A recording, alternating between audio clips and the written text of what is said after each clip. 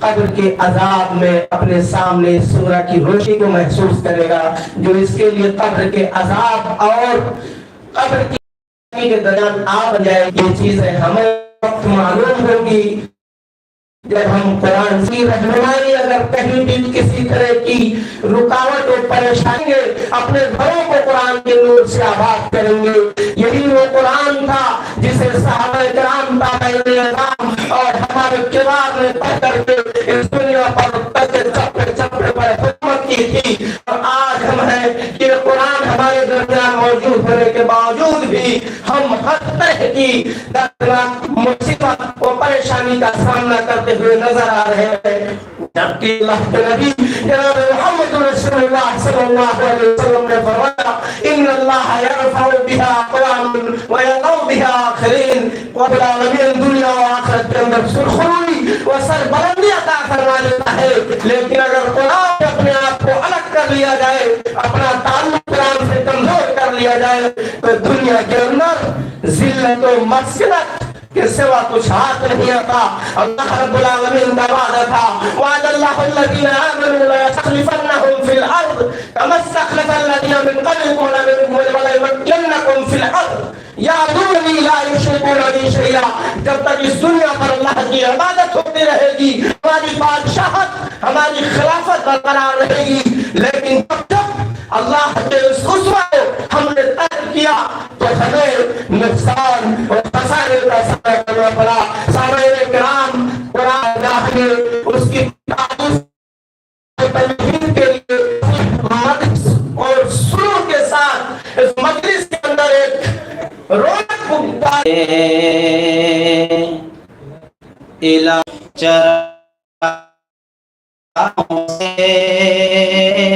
یہ ہنر کاری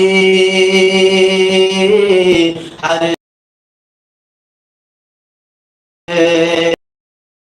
جوان روشن عزیز منور ہے اس نور حقیقی سے. ہر چیز منور ہے، ہر چیز منور ہے اس نور حقیقی سے. ذروں کا جگر چیرو، ذروں کا جگر چیرو، ہر ذرے کی جان روشن. ذروں کا جگر چیرو، ہر ذرے کی جان روشن. انوار الہی وہ مالک میں مطلق ہے، وہ مالک کل عالم بھی اس سے بھی جدا ہو کر ہے کون کہاں روشن. تنویر تکلم ہے احسان کنویر، تنویر تکلم ہے احسان کنویر ہے. توحید کے نغموں سے ہو میری زبان روشن. توحید کے نغموں سے ہو میری زبان روشن. انوار الہی سے ہے کونوں مکان روشن. السلام علیکم ورحمۃ اللہ.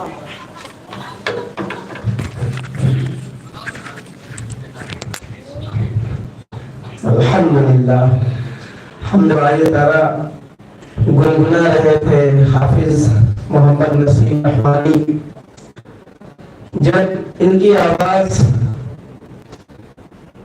हमारी कानों से गुजरती है तो दिल यही चाहता है कि ये पढ़ते रहें और हम सुनते रहें और इनकी असरार आवाज से महसूस होते रहें। शायद इनकी आवाज, इनकी सुर और इनकी खुश बयानी और खुश उसलूबी से कुछ सामईन ने खुश होकर इन्हें कुछ इनाम से नवाजा है। मैं महसूस से दरख्वास्त करूंगा कि अपना इनाम लेने।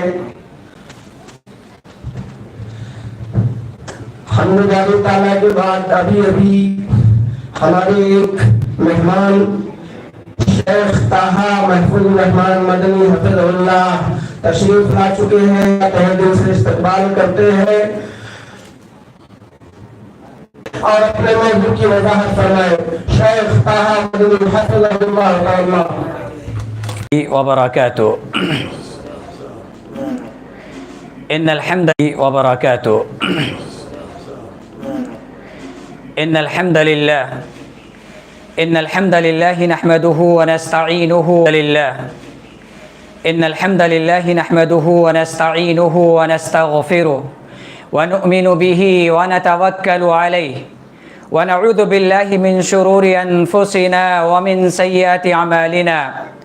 मन यहदिहिल्लाहु फला मुदिल्ल लहु व मन युद्लिल्हु फला हादिय लहु।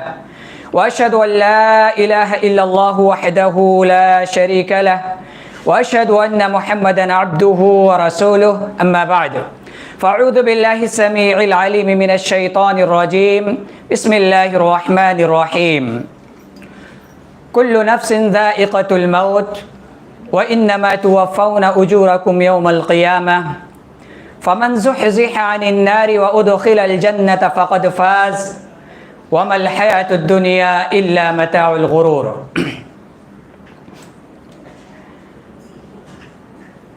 محترم و معزز علماء کرام اور میرے دینی و ملی بھائیوں، اللہ رب العزت کا بہت بڑا احسان ہے کہ اس نے ہمیں اور آپ کو دین کی باتیں کہنے اور سننے کا موقع عنایت کیا۔ میں اللہ رب العزت سے دعا کرتا ہوں الہ العالمین ہمیں حق بات کہنے، سننے اور اس پر عمل کرنے کی توفیق عطا فرما، آمین۔ محترم سامعین کرام، چونکہ مجھے جو موضوع دیا گیا ہے وہ ہے فکر آخرت، قبر و حشر کی ہولناکیاں۔ محترم سامعین کرام، اگر ہم انسانی زندگی پر غور کریں تو ہمیں پتہ چلے گا کہ انسان مختلف ادوار سے گزرتا ہوا ایک سفر طے کر رہا ہے۔ جیسے کہ انسان اس دنیا کے اندر آنے سے پہلے وہ دو ادوار مکمل کر چکا ہوتا ہے۔ ایک تو وہ جسے ہم عالم ارواح کے نام سے جانتے ہیں، جہاں پر سب نے اس بات کا اقرار کیا ہے کہ اللہ تبارک و تعالی ہی ہمارا رب ہے، الست بربکم۔ اس کے بعد میں ایک عالم جسے رحم مادر کی زندگی کہتے ہیں، جو کم و بیش 9 مہینہ کی زندگی ہوتی ہے۔ انسان اپنی ماں کے پیٹ میں رہتا ہے اور چند ایام گزار کر اس دنیا کے اندر آتا ہے، اور یہ سب مراحل ایک دوسرے سے مختلف ہوتے ہیں۔ اس کے بعد انسان اس زندگی کو پاتا ہے جسے ہم عالم حیات کے نام سے جانتے ہیں، اور یہ زندگی بھی یوں ہی چلتی ہے، اور ایک وقت ایسا آتا ہے کہ یہ زندگی بھی ختم ہو جاتی ہے۔ پھر ایک نئے مرحلے کا دور شروع ہوتا ہے، نئی زندگی کی شروعات ہوتی ہے، نئے عالم کی شروعات ہوتی ہے، جسے ہم عالم برزخ کہتے ہیں۔ اور اس کے بعد میں ایک طویل جسے ہم پتہ نہیں، ہمیں کسی کو علم نہیں ہے کہ برزخی زندگی کتنا لمبا اور یہ کتنے دنوں تک جائے گی زندگی، کسی کو علم نہیں ہے بہرکیف۔ پھر آخری منزل آ جاتی ہے جسے ہم آخرت کے نام سے جانتے ہیں۔ میرے بھائیوں، ہر ایک زندگی ایک دوسرے سے مختلف ہوتی ہے۔ ہم جس زندگی کو بسر کر رہے ہیں، جس عالم میں گزر بسر کر رہے ہیں، اس زندگی کا بھی کوئی بھروسہ نہیں، کچھ پتہ نہیں۔ اور اللہ تبارک و تعالی نے قرآن مجید میں کئی ایک مقام پر اس زندگی کی حقیقت کو بیان کیا ہے۔ کہیں اللہ تبارک و تعالی نے مردوں کے زندہ کرنے کا تذکرہ کیا ہے، کہیں اللہ تبارک و تعالی نے کھیتیوں سے اور باغات سے جو ہے تشبیہ دی ہے۔ الغرض صاف طور پر اللہ تبارک و تعالی نے اس زندگی کے تعلق سے بیان کر دیا ہے کہ جو بھی نفس اس دنیا کے اندر ہے اسے جو ہے موت کے گھاٹ اترنا ہے۔ اللہ تبارک و تعالی نے فرمایا کل نفس ذائقۃ الموت وانما توفون اجورکم یوم القیامہ، کہ ہر نفس کو موت کا مزہ چکھنا ہے اور تم کو قیامت کے دن پورا پورا بدلہ دیا جائے گا۔ فمن زحزح عن النار وادخل الجنۃ فقد فاز، جو شخص جہنم سے بچا لیا گیا اور جنت کے اندر داخل کر دیا گیا فقد فاز، تو گویا کہ وہ سب سے بڑی کامیابی حاصل کر لی۔ وما الحیات الدنیا الا متاع الغرور، اللہ تعالیٰ نے فرمایا کہ دنیا کی زندگی یہ دھوکے کی چیز ہے، لہذا ہمیں ہمیشہ اپنی موت کو یاد کرنا چاہیے۔ بار بار ہمارے ذہن و دماغ کے اندر یہ بات آنی چاہیے کہ ہمیں اس دنیا کو چھوڑ کر جانا ہے، اور جب ہم اپنی موت کو یاد کریں گے یقین جانیے اس کے بعد والی زندگی کی ہم تیاری کریں گے۔ اور اگر ہم اس زندگی کو حقیقی زندگی سمجھ بیٹھے اور یہی سب کچھ پانے کی کوشش کیے تو یقین جانیے ہم بھٹک جائیں گے، ہم گمراہ ہو جائیں گے، ہم غلط راستے پہ چلے جائیں گے، ہم اللہ تبارک و تعالیٰ کے نافرمان بندے بن جائیں گے۔ لہذا میرے بھائیوں، میرے دوستوں، ہمیں ہمیشہ جو ہے اپنی موت کو یاد کرتے رہنا چاہیے۔ اور یہ موت یہ ایسی تلخ حقیقت ہے جسے کوئی چھپا نہیں سکتا، کسی سے ڈھکا ہوا نہیں ہے یہ معاملہ، ہر کوئی جانتا ہے، ہر کسی کو یقین ہے، کوئی کسی بھی دھرم کا ماننے والا ہے، کسی جگہ پہ رہنے والا ہو، رنگ کیسا بھی ہو، ہر کوئی جانتا ہے ایک نہ ایک دن جو ہے مجھے موت کے گھاٹ اترنا ہے۔ اور اس سے انسان بچنے کے لیے کتنی بھی تدبیریں کر لے، کتنے بھی وسائل ذرائع استعمال کر لے، اس سے بچ نہیں سکتا ہے۔ اللہ تبارک و تعالیٰ نے صاف طور پر اعلان کیا اینما تکونوا یدرککم الموت ولو کنتم فی بروج مشیدہ، کہ تم جہاں کہیں بھی رہو موت تمہیں آ لے گی، اگرچہ تم اپنے آپ کو مضبوط قلعے کے اندر ہی کیوں نہ بند کر لو۔ آج دیکھیے انسان موت سے بچنے کے لیے کیسی کیسی تدبیریں کرتا ہے، کوشش کرتا ہے، تگ و دو کرتا ہے، کسی بھی طریقے سے ہماری جان بچ جائے، ہماری حفاظت ہو جائے۔ لیکن جب اللہ تبارک و تعالی کا مقرر کردہ وقت آ جائے گا تو ہمیں دنیا کی کوئی طاقت بچا نہیں سکے گی۔ آپ دیکھیے ہم اپنے نظروں سے ہماری زندگی میں کتنے ایسے واقعات آئے ہوں گے کہ ہم نے دیکھا ہمارے گاؤں کا، ہمارے شہر کا سب سے بڑا امیر آدمی ہے، لیکن موت کا وقت آ چکا ہے، اب کوئی طاقت وہاں کام نہیں آ رہی ہے۔ شہر کے، ملک کے بڑے بڑے ڈاکٹرز لگے ہوئے ہیں اس کے علاج کے لیے، اس کی شفایابی کے لیے، لیکن اس کے باوجود بھی اسے نہیں بچا سکتے۔ لہذا ہم کتنی بھی تدبیریں کر لیں، اگر ہمارے موت کا وقت آ گیا ہے تو ہم بچ نہیں سکتے۔ اللہ تبارک و تعالیٰ نے ایک دوسری جگہ فرمایا کہ کسی انسان کو اس چیز کا بھی علم نہیں ہے کہ اس کی موت کس جگہ پر واقع ہوگی، وہ کس جگہ وفات پائے گا۔ اللہ تعالیٰ نے فرمایا وَمَا تَدْرِي نَفْسٌ بِأَيِّ أَرْضٍ تَمُوتُ، کسی نفس کو یہ نہیں پتا کہ زمین کے کس حصے پر وہ وفات پائے گا، کس حصے پر اس کی موت ہوگی۔ آج دیکھیے میرے بھائیوں، میرے دوستو، غور کیجئے، حالات پر نظر رکھیے، سامنے دیکھیے۔ ایک انسان اپنے قریے بستی گاؤں سے نکلتا ہے روزی روٹی کے لیے، بڑی آرزویں، بڑی تمنائیں لے کر نکلتا ہے، یہاں تک کہ ایک ملک سے دوسرے ملک کا سفر کرتا ہے۔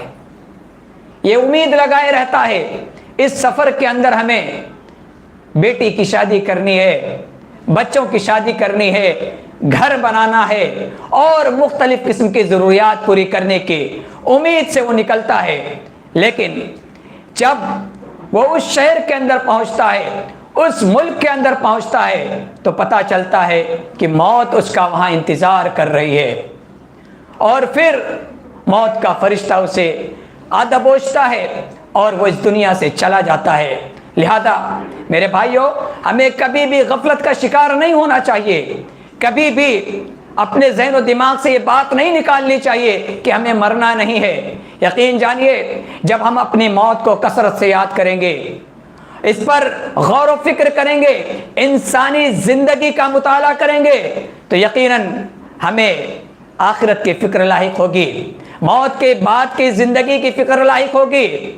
لیکن اگر اپنی زندگی یوں ہی گزارتے رہے، یوں ہی محفلوں کے اندر، یوں ہی شور شرابوں کے اندر، یوں ہی ہنگاموں کے اندر اپنے وقت جو ہے گزارتے رہے، تو یقین جانیے ہم غفلت میں رہیں گے اور ہم بربادی میں چلے جائیں گے۔ لہذا میرے بھائیوں، میرے دوستو، ہمیں چاہیے کہ ہم اپنی موت کو کثرت سے یاد کرتے رہیں۔ اللہ کے نبی صلی اللہ علیہ وسلم نے فرمایا، اکثروا ذکر حازم اللذات، کہ لذتوں کو کاٹ دینے والی چیز کو کثرت سے یاد کرو۔ وہ لذتوں سے کاٹ دینے والی چیز کیا ہے؟ موت ہے۔ جب انسان اپنی موت کو یاد کرے گا، اسے احساس رہے گا کہ میں یہ جو گھر بنایا ہوں، یہ جو میرے بچے ہیں، یہ میری جو بیوی ہے، یہ میرے ماں باپ ہیں، یہ سب مجھے موت سے نہیں روک سکتے ہیں، ان سب کو مجھے چھوڑ کے جانا ہے، تنہا مجھے سفر کرنی ہے۔ تو یقیناً انسان کے اندر ڈر خوف پیدا ہوگا، ایمانداری آئے گی، اس کے اندر تقوی اور پرہیزگاری پیدا ہوگا۔ لیکن اگر انسان یوں ہی بے راہ روی کی زندگی گزارتا رہا، غفلت کی زندگی گزارتا رہا، تو یقین جانیے ایک دن ایسے غفلت میں پڑے رہیں گے اور موت کا فرشتہ ہمارے پاس آ جائے گا۔ اب دیکھیے قرآن مجید کے اندر اللہ تبارک و تعالیٰ نے ایسے لوگوں کا تذکرہ کیا ہے، جب موت ان کے قریب آئے گی تو کیا مطالبہ کریں گے؟ کہیں گے لولا اخرتنی الی اجل قریب فاصدق واکن من الصالحین، کہ ہائے کاش تھوڑی مجھے مہلت مل جاتی تو میں کیا کرتا؟ فاصدق واکن من الصالحین، تو میں صدقہ کر کے نیک لوگوں میں ہو جاتا۔ لہذا جو وقت ہمیں میسر ہے، جو وقت ہمیں مل چکا ہے، اس کو غنیمت سمجھے، آج کا کام کل پر نہ ٹالے۔ ہم یہ نہ غور کریں، یہ نہ سوچیں کہ ہم کل سے ایماندار ہو جائیں گے، کل سے ہم گناہ کرنا چھوڑ دیں گے، کل سے ہم جو ہے شراب پینا چھوڑ دیں گے، کل سے ہم سودی کاروبار کرنا چھوڑ دیں گے۔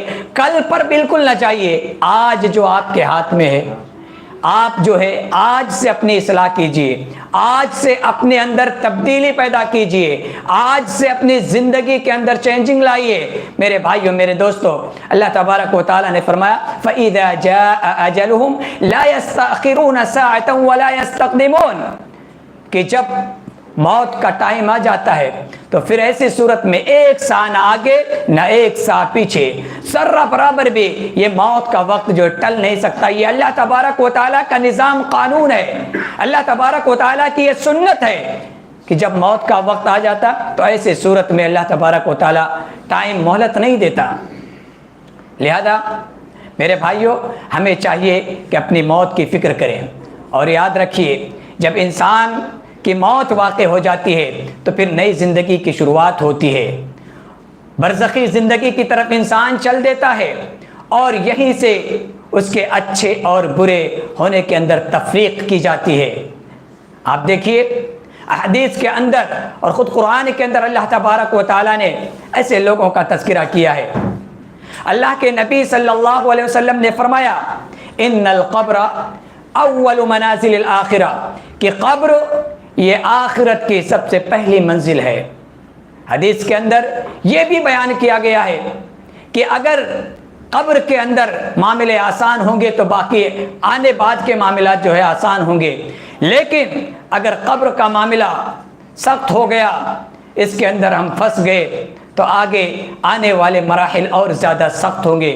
لہذا ہمیں اپنی قبر کی تیاری کرنی چاہیے۔ میرے بھائیوں، میرے دوستوں، جب ایک اچھے انسان کی موت کا وقت آتا ہے تو ایسی صورت میں اللہ تبارک و تعالیٰ کی طرف سے فرشتوں کا نزول ہوتا ہے، اور وہ فرشتے اس شخص کو خوشخبری دیتے ہیں، بشارت دیتے ہیں اور کہتے ہیں ڈرنے کی ضرورت نہیں ہے، غم کھانے کی ضرورت نہیں ہے، ہم تمہارے ساتھ ہیں، نحن اولیاؤکم فی الحیات الدنیا وفی الآخرہ، ہم دنیا کے اندر بھی تمہارے ساتھ تھے اور آخرت کے اندر بھی تمہارے ساتھ رہیں گے۔ اور یہ لوگ جنت کی بشارت دیتے ہیں، فرشتے جنت کی بشارت دیتے ہیں۔ لہذا انسان اگر نیک ہے، توحید پر قائم ہے، تو ایسی صورت میں موت کے وقت ہی اسے بشارت ملنی شروع ہو جاتی ہے۔ اللہ کے نبی صلی اللہ علیہ وسلم نے فرمایا کہ نیک انسان پکارتا ہے قدمونی قدمونی، کہ مجھے جلدی لے چلو، مجھے جلدی لے چلو۔ نیک انسان ہے تو ایسی صورت میں موت کے وقت جو وہ جلدی کہتا ہے کہ مجھے جلدی جو ہے میری منزل تک پہنچا دو۔ لیکن اگر انسان بد ہے، نافرمان ہے، کافر ہے، مشرک ہے، منافق ہے، رب کا نافرمان ہے، تو ایسی صورت میں موت کے وقت ہی جو ہے اس کی کیفیت اللہ تبارک و تعالیٰ نے بیان کی ہے۔ فَكَيْفَ إِذَا تَوَفَّتْهُمُ الْمَلَائِكَةُ يَضْرِبُونَ وُجُوهَهُمْ وَأَدْبَارَهُمْ، کہ اس وقت کا منظر کیا ہوگا جب فرشتے اس کے چہروں پر، اس کے پشت پر مار رہے ہوں گے، جب فرشتے اس کی روح قبض کریں گے، اسے مار مار کے اس کی روحیں نکالیں گے۔ میرے بھائیوں، اللہ کے نبی صلی اللہ علیہ وسلم نے فرمایا کہ جب میت کو لے کر جایا جاتا ہے ایسی صورت میں جو منافق، مشرک، رب کا نافرمان چیختا ہے، چلاتا ہے، کہتا ہے یا ویلہا این تذہبون بہا، کہ ہائے کاش تم لوگ مجھے کہاں لے کر جا رہے ہو، کس طرف لے کر جا رہے ہو۔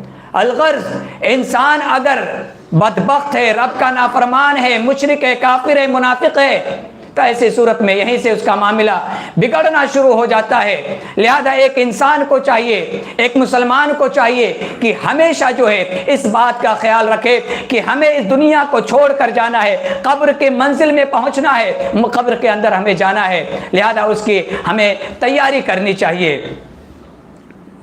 اللہ کے نبی صلی اللہ علیہ وسلم نے قبر کے تعلق سے، قبروں کی زیارت کے تعلق سے فرمایا كنت نهيتكم عن زیارت القبور فزوروها فإنها تذکر الآخرہ۔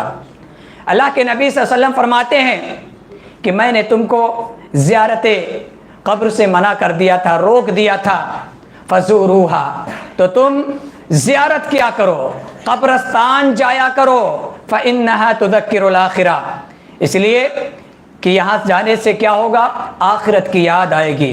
جب ایک انسان قبرستان کے اندر جاتا ہے، اپنے قریے، اپنے بستی، اپنے شہر کے قبرستان میں جاتا ہے، وہاں نظارہ دیکھتا ہے، کہیں دادا جان کی قبریں ہیں، کہیں ابا جان کی قبریں ہیں، کہیں بھائی کی قبر ہے، کہیں دوست کی قبر ہے، کہیں والدہ کی قبر ہے، تو کہیں اور کسی ملنے جلنے والے کی قبر ہے۔ یہ تصور کرتا ہے، غور کرتا ہے، دیکھتا ہے کہ یہ نوجوان ہمارا دوست جس کی یہاں پر قبر ہے، ہماری طرح ہٹا کٹا تھا، ہماری طرح کاروبار کرنے والا تھا، بزنس مین تھا، کاروباری آدمی تھا، مالدار تھا، اس کے پاس بنگلے تھے، اس کے پاس گاڑیاں تھی، خوبصورت تھا، بڑا ہی اس کا نام تھا، اس کے باوجود بھی آج یہ مجبور ہو گیا ہے، آج یہ قبر کے اندر پڑا ہوا ہے، ہمارا فلاں رشتہ دار آج قبر کے اندر ہے۔ لہذا انسان کو فکر لاحق ہوتی ہے کہ ایک دن مجھے بھی یہاں پر آنا ہے، اس جگہ پر مجھے بھی آنا ہے، تو ایسی صورت میں انسان اپنی تیاری کرتا ہے۔ اللہ کے نبی صلی اللہ علیہ وسلم نے قبرستان کی زیارت کے لیے جو دعا سکھلائے اس دعا پر اگر غور کرے تو وہاں بھی پتہ چلے گا کہ انسان اپنے آپ سے کیا کہتا ہے، کیا اقرار کرتا ہے۔ اللہ کے نبی صلی اللہ علیہ وسلم نے جو دعا سکھلائی ہم یہ پڑھتے ہیں، السلام علیکم اہل الدیار من المؤمنین والمسلمین۔ ہم جاتے ہیں قبرستان تو سلام کرتے ہیں، اے قبر والو، مسلمانوں میں سے، مومنوں میں سے تم پر سلامتی ہو۔ آگے کیا کہتے ہیں؟ وَإِنَّا إِن شَاءَ اللَّهُ بِكُمْ لَلَاحِقُونَ، یقیناً ان قریب ہم لوگ بھی تم سے ملنے والے ہیں۔ ہم جا کر دعا کرتے ہیں، ہم یہ کہتے ہیں وَإِنَّا إِن شَاءَ اللَّهُ بِكُمْ لَلَاحِقُونَ کہ ہم ان قریب تم سے ملاقات کرنے والے ہیں۔ الغرض ایک انسان جب قبرستان جاتا ہے تو اس کے اندر یہ ڈر، یہ خوف، یہ ماحول، یہ مزاج بننا چاہیے کہ اس کے دل دہل جائے، اس کے رونگٹے کھڑے ہو جائیں، اس کو آخرت کی یاد آ جائے۔ میرے بھائیو، میرے دوستو، یہ قبرستان یہ جائے عبرت ہے، یہاں پر نصیحت پکڑنی چاہیے۔ یہاں پر جب ہم جائیں تو اپنی فکر کریں اور دیکھیں، غور کریں۔ میرے بھائیو، میرے دوستو، آج دیکھیے، آج ہمارے دل کتنے سخت ہو چکے ہیں، آج ہمارے دل کتنے سخت ہو چکے ہیں۔ ان عبرت والی جگہوں پر بھی ہم جاتے ہیں تو کیسی کیسی گفتگو کرتے ہیں، ہمارے مزاج کیا ہوتے ہیں، ہماری باتیں کیا ہوتی ہے۔ کوئی تجارت کی باتیں کرتا ہے قبرستان کے اندر کھڑے ہو کر، کوئی کسی کی غیبت کرتا ہے، کوئی کسی کی برائی کرتا ہے اور دنیا کی باتیں کرتا ہے۔ میرے بھائیو، میرے دوستو، آپ جائیے وہاں، غور کیجئے، دیکھیے، قبروں کا نظارہ کیجئے اور غور کیجئے کہ ایک دن ہمیں بھی اسی ڈگر پہ آنا ہے، اسی جگہ پہ ہمیں بھی آنا ہے، ہم بھی اسی لائن میں کھڑے ہوئے ہیں۔ آپ غور کیجئے، ہمارے دادا کی عمر کے لوگ کہاں گئے، کتنے ہٹے کٹے تھے، دیہاتی قسم کے لوگ تھے، مضبوط قوی تھے، ان کے بدن، ان کے اعضاء، ان کے اعصاب جو ہے قوی تھے۔ سب کا نام و نشان مٹ گیا، سب ختم ہو گئے، مٹی نے سب کو کھا لیا۔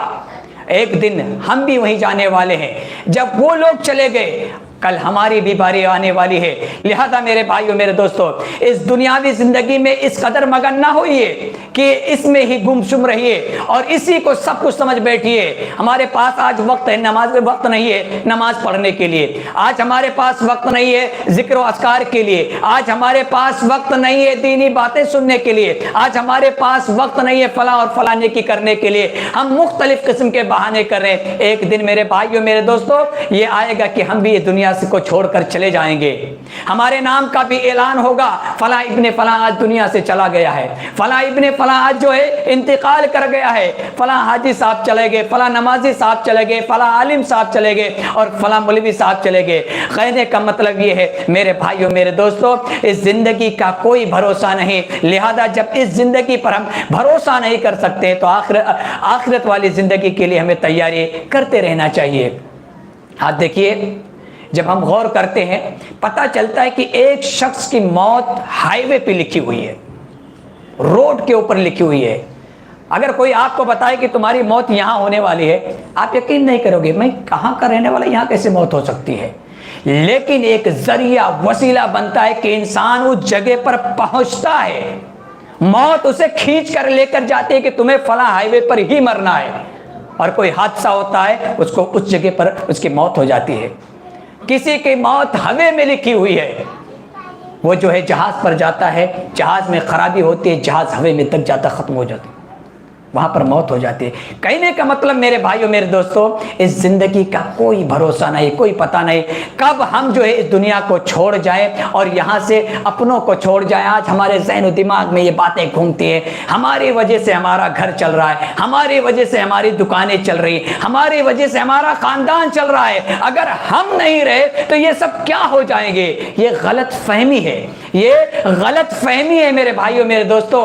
روز ہزاروں لوگ دنیا سے جا رہے ہیں لیکن کسی کا کام نہیں رک رہا ہے، کاروبار چل رہا ہے، دنیا کا نظام چل رہا ہے۔ ہمارے آنے اور ہمارے جانے سے دنیا کے اندر کوئی فرق نہیں پڑنے والا ہے۔ لہذا ہمیں اپنی فکر کرنی چاہیے کہ ہم کیا کر رہے ہیں، ہم یہاں سے جانے والے ہیں، تیاری ہماری کیا ہے؟ میرے بھائیوں، میرے دوستوں، قبر کے تعلق سے اللہ کے رسول صلی اللہ علیہ وسلم کی کئی ایک حدیث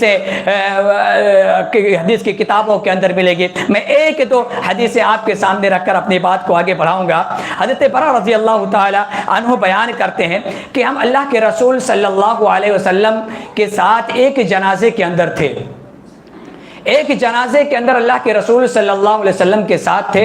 اللہ کے نبی صلی اللہ علیہ وسلم قبر کے کنارے بیٹھ گئے، اللہ کے نبی صلی اللہ علیہ وسلم قبر کے کنارے بیٹھ گئے اور زار و قطار رونے لگے۔ اللہ کے نبی صلی اللہ علیہ وسلم اتنا روئے کہ آپ کی آنکھوں کے آنسوؤں سے جو ہے زمین گیلی ہو گئی۔ اس کے بعد اللہ کے نبی صلی اللہ علیہ وسلم نے فرمایا یا اخوانی لمثل هذا فعیتو، کہ اے میرے بھائیوں اس قبر کے لیے تیاری کرو، اس قبر کے لیے تیاری کرو۔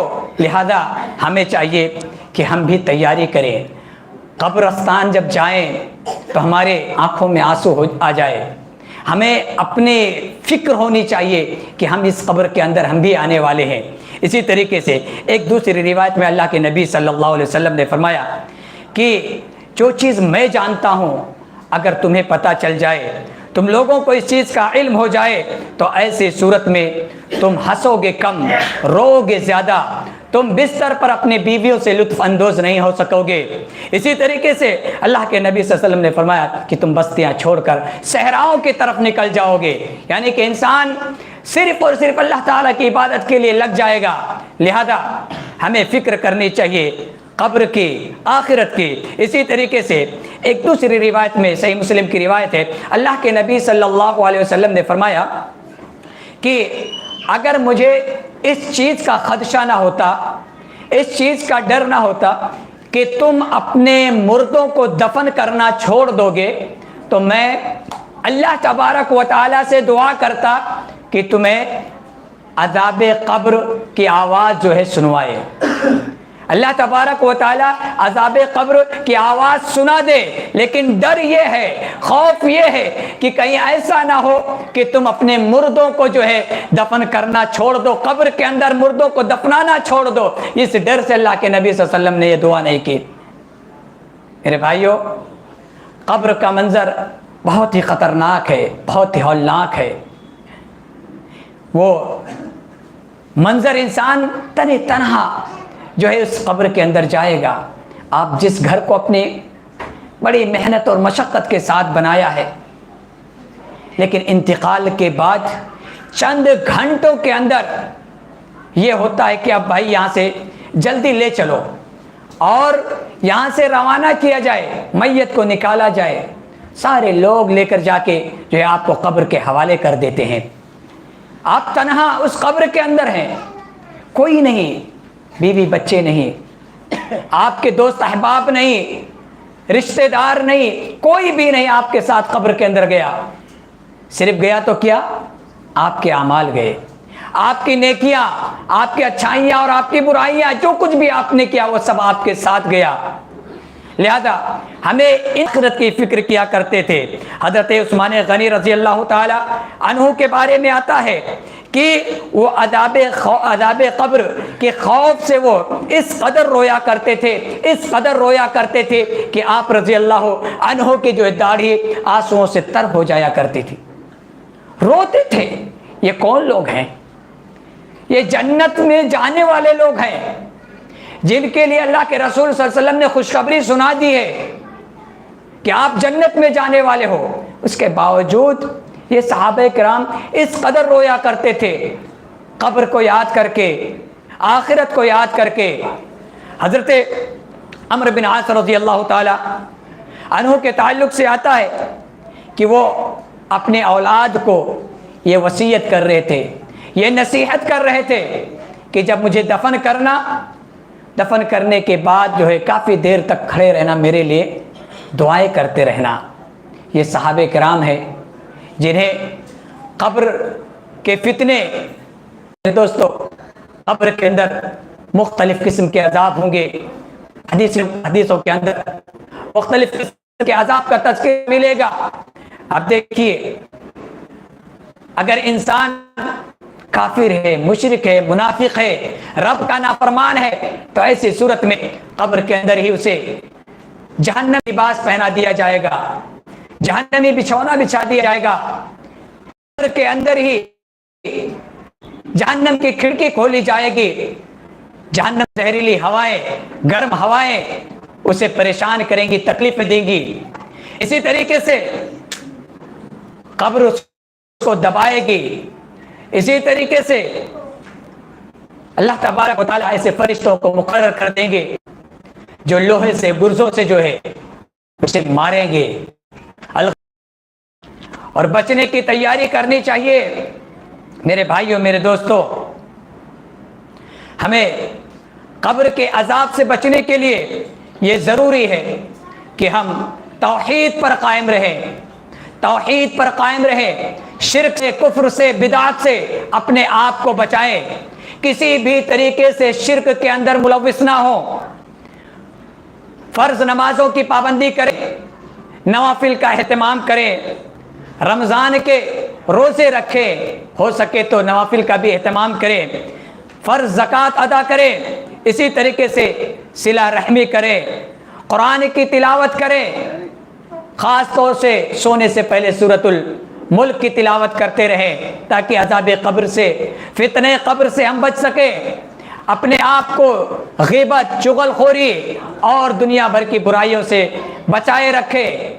इसी तरीके से हमें चाहिए कि पाक और साफ रहें, पेशाब के छींटों से और गंदगी और नापाकी से अपने आप को दूर रखें। मेरे भाइयों, मेरे दोस्तों, हमें चाहिए हर किस्म की अच्छाइयों को इख्तियार करें, अम्र बिल मारूफ और नहीं अनिल मुनकर का फरीज़ा अंजाम दे, यानी लोगों को भलाई का हुक्म दे, खैर का हुक्म दे, बुराइयों से, गुनाहों से, मासियत से लोगों को बचाएं।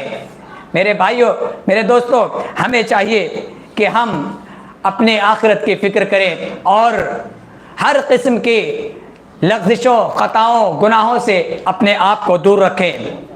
मेरे भाइयों, ये बरज़ख़ी ज़िंदगी ख़त्म होने के बाद एक दिन ऐसा आएगा कि हम सब महशर के अंदर जमा होंगे, हम सब अपने आमाल के हिसाब व किताब दिए जाएंगे। हमने जो कुछ भी इस दुनिया के अंदर किया है, अच्छाइयाँ की हैं या बुराइयाँ की है, वो सारा कुछ हमारे सामने मंजर आ जाएगा, सारा कुछ हमारे सामने पेश कर दिया जाएगा। उसके अंदर कोई धोखा नहीं होगा, कोई झूठ और फ्रॉड नहीं होगा। जो कुछ भी हमने दुनिया के अंदर किया है वो सारा कुछ रब्बुल आलमीन कल क़यामत के दिन हमारे सामने पेश कर देगा। लिहाजा हमेशा इस बात की फ़िक्र लाहिक होनी चाहिए कि हमें अपने अमलों का हिसाब व किताब देना है, हमें अपने अमलों का हिसाब व किताब देना है। एक दिन ऐसा आने वाला है कि हम रब्बुल आलमीन के सामने खड़े होंगे, अपने खालिक़े हकीकी से मिलने वाले हैं, उससे गुफ्तगू करने वाले हैं। हमारे पास क्या है जो हम रब्बुल आलमीन को दिखाएंगे, हमारी ज़िंदगियां कैसे गुजर रही है जो हम रब्बुल आलमीन को दिखाएंगे, उसके सामने हाजिर होंगे। आज हम दुनिया के अंदर छोटी सी गलती करते हैं, एक इंसान कोई हमसे थोड़ा बड़ा होता है, किसी पोस्ट पर होता है, उसके सामने हाजिर होने से डरते हैं, खौफ खाते हैं। हम रब्बुल आलमीन के सामने किस तरीके से हाजिर होंगे? हम कभी अपने आप को इस मैदान में रखकर सोचते हैं कि रब्बुल आलमीन के सामने हमें हाजिर होना है? हम जो दिन रात कर रहे हैं ये हमारे आमाल रब्बुल आलमीन को दिखाने के लायक हैं कि नहीं है? हमें फिक्र होनी चाहिए, हमें सोचना चाहिए, गौर करनी चाहिए, इसलिए कि हमें यकीनन आखिरत के दिन अल्लाह तबारक व तआला उठाएगा और हमसे सवाल कर पूछेगा। अल्लाह तबारक व तआला ने फरमाया, फमन यअमल मिथक़ाल ज़र्रतिन खैरन यरा वमन यअमल मिथक़ाल ज़र्रतिन शर्रन यरा, कि जो शख्स ज़र्रा बराबर भी नेकी किया होगा वो कल क़यामत के दिन उसे देख लेगा, और जिसने ज़र्रा बराबर भी बुराई की होगी वो उसे भी देख लेगा। जैसा हम करेंगे वैसा हम भरेंगे। लिहाजा मेरे भाइयों, मेरे दोस्तों, हमें फिक्र करने की ज़रूरत है और हमेशा इस चीज़ को अपने जहन में, अपने दिमाग में बिठाए रखने की ज़रूरत है कि हमें जो भी कर रहे हैं उसका हिसाब अल्लाह तबारक व तआला के यहाँ हमें देना होगा। याद रखिए मेरे भाइयों, मेरे दोस्तों, अभी ये जो ज़िंदगी है इसके अंदर इस्लाह कर लें, इस मौका है, वक्त है, ٹائم ہے اپنے آپ کو سدھارنے کا، اپنے آپ کو بنانے کا، اپنی زندگی کو راہ راست پر لانے کا، ورنہ قیامت کے دن جو ہے یہ موقع نہیں ملے گا۔ آپ قرآن مجید اٹھا کے پڑھیے، اللہ تبارک و تعالیٰ نے کئی ایک مقام پر جو ہے جہنمیوں کا تذکرہ کیا ہے۔ جہنمی قیامت کے دن رب العالمین سے مطالبہ کریں گے، پکاریں گے، کہیں گے، درخواست کریں گے کہ رب العالمین ہمیں دنیا کے اندر بھیج دے، ہم نیکی کریں گے۔ اللہ تبارک و تعالیٰ نے فرمایا وَهُمْ يَسْتَرِخُونَ فِيهَا کہ وہ جہنم کے اندر چیخیں گے، چلائیں گے، کیا کہیں گے؟ ربنا اخرجنا کہ اے ہمارے رب ہمیں نکال لے، اس جہنم سے ہمیں نکال لے، نعمل صالحا غیر الذی کننا نعمل، ہم لوگ عمل صالح کریں گے، نیک عمل کریں گے، وہ عمل ہرگز نہیں کریں گے جو کر کے آئے ہیں۔ اللہ تبارک و تعالیٰ کیا کہیں گے؟ اولم نعمرکم ما یتذکر فیہ من تذکر، اللہ تبارک و تعالیٰ فرمائیں گے کیا تمہیں اتنی عمر نہیں ملی تھی؟ کیا تمہیں اتنی زندگی نہیں ملی تھی؟ کیا تمہیں اتنا وقت نہیں ملا تھا کہ اگر ایک نصیحت پکڑنے والا شخص نصیحت حاصل کرتا تو حاصل کر سکتا تھا؟ یقیناً آپ کے پاس آپ 20 سال 30 سال 40 سال 50 سال 60 سال 70 سال زندگی اللہ تبارک و تعالیٰ نے دی ہے، اس کے باوجود بھی اگر ہم اپنی اصلاح نہ کر لیں تو یہ بہت بڑی محرومی ہوگی۔ اللہ تبارک و تعالیٰ نے آگے فرمایا وجاءکم النذیر، اور تمہارے پاس ڈرانے والے بھی آئے، تمہیں دھمکانے والے بھی آئے، اللہ تبارک و تعالیٰ کے عذاب سے ڈرانے والے، اللہ کی پکڑ سے ڈرانے والے، عذاب قبر کا تذکرہ کرنے والے بھی آئے، تمہارے درمیان رسول آئے، انبیاء کے وارث آئے تمہیں سمجھانے کے لیے، تمہیں حق اور باطل کے اندر فرق کرنے والے بتانے والے بھی آئے، اس کے باوجود بھی تم نے اپنی اصلاح نہیں کی، اپنے آپ کے اندر کوئی سدھار پیدا نہ کیا، تمہیں توحید اور شرک کے بارے میں تمیز نہیں علم نہیں ہو سکا،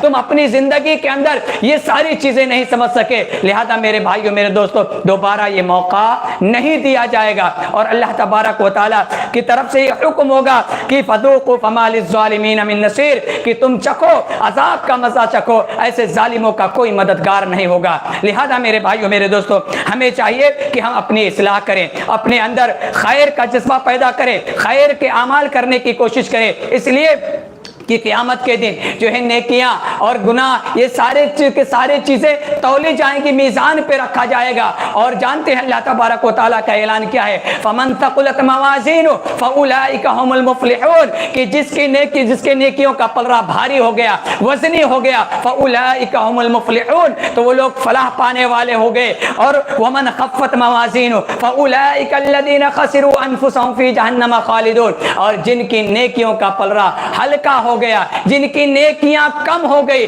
تو یہ وہ لوگ ہیں جنہوں نے اپنے آپ کا خسارہ کیا، اپنا نقصان کیا، اور یہ لوگ جہنم کے اندر ہمیشہ ہمیشہ رہنے والے ہوں گے۔ لہذا نیکیاں جمع کرنے کی کوشش کیجئے، نیکیاں بٹورنے کی کوشش کیجئے، نیکیاں کرنے کی کوشش کیجئے۔ میرے بھائیوں میرے دوستوں اپنی اصلاح کرنے کی کوشش کیجئے۔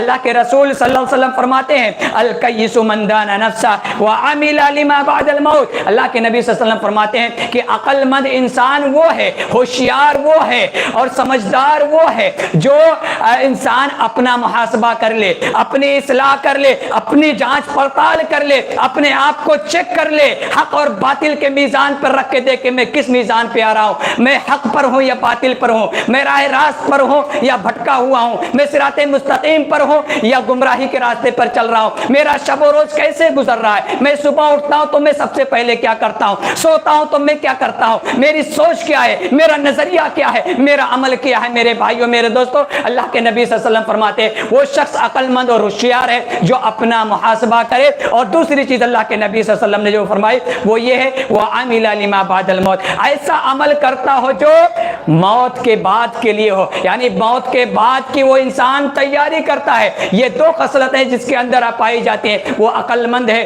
ہوشیار ہے، چالاک ہے۔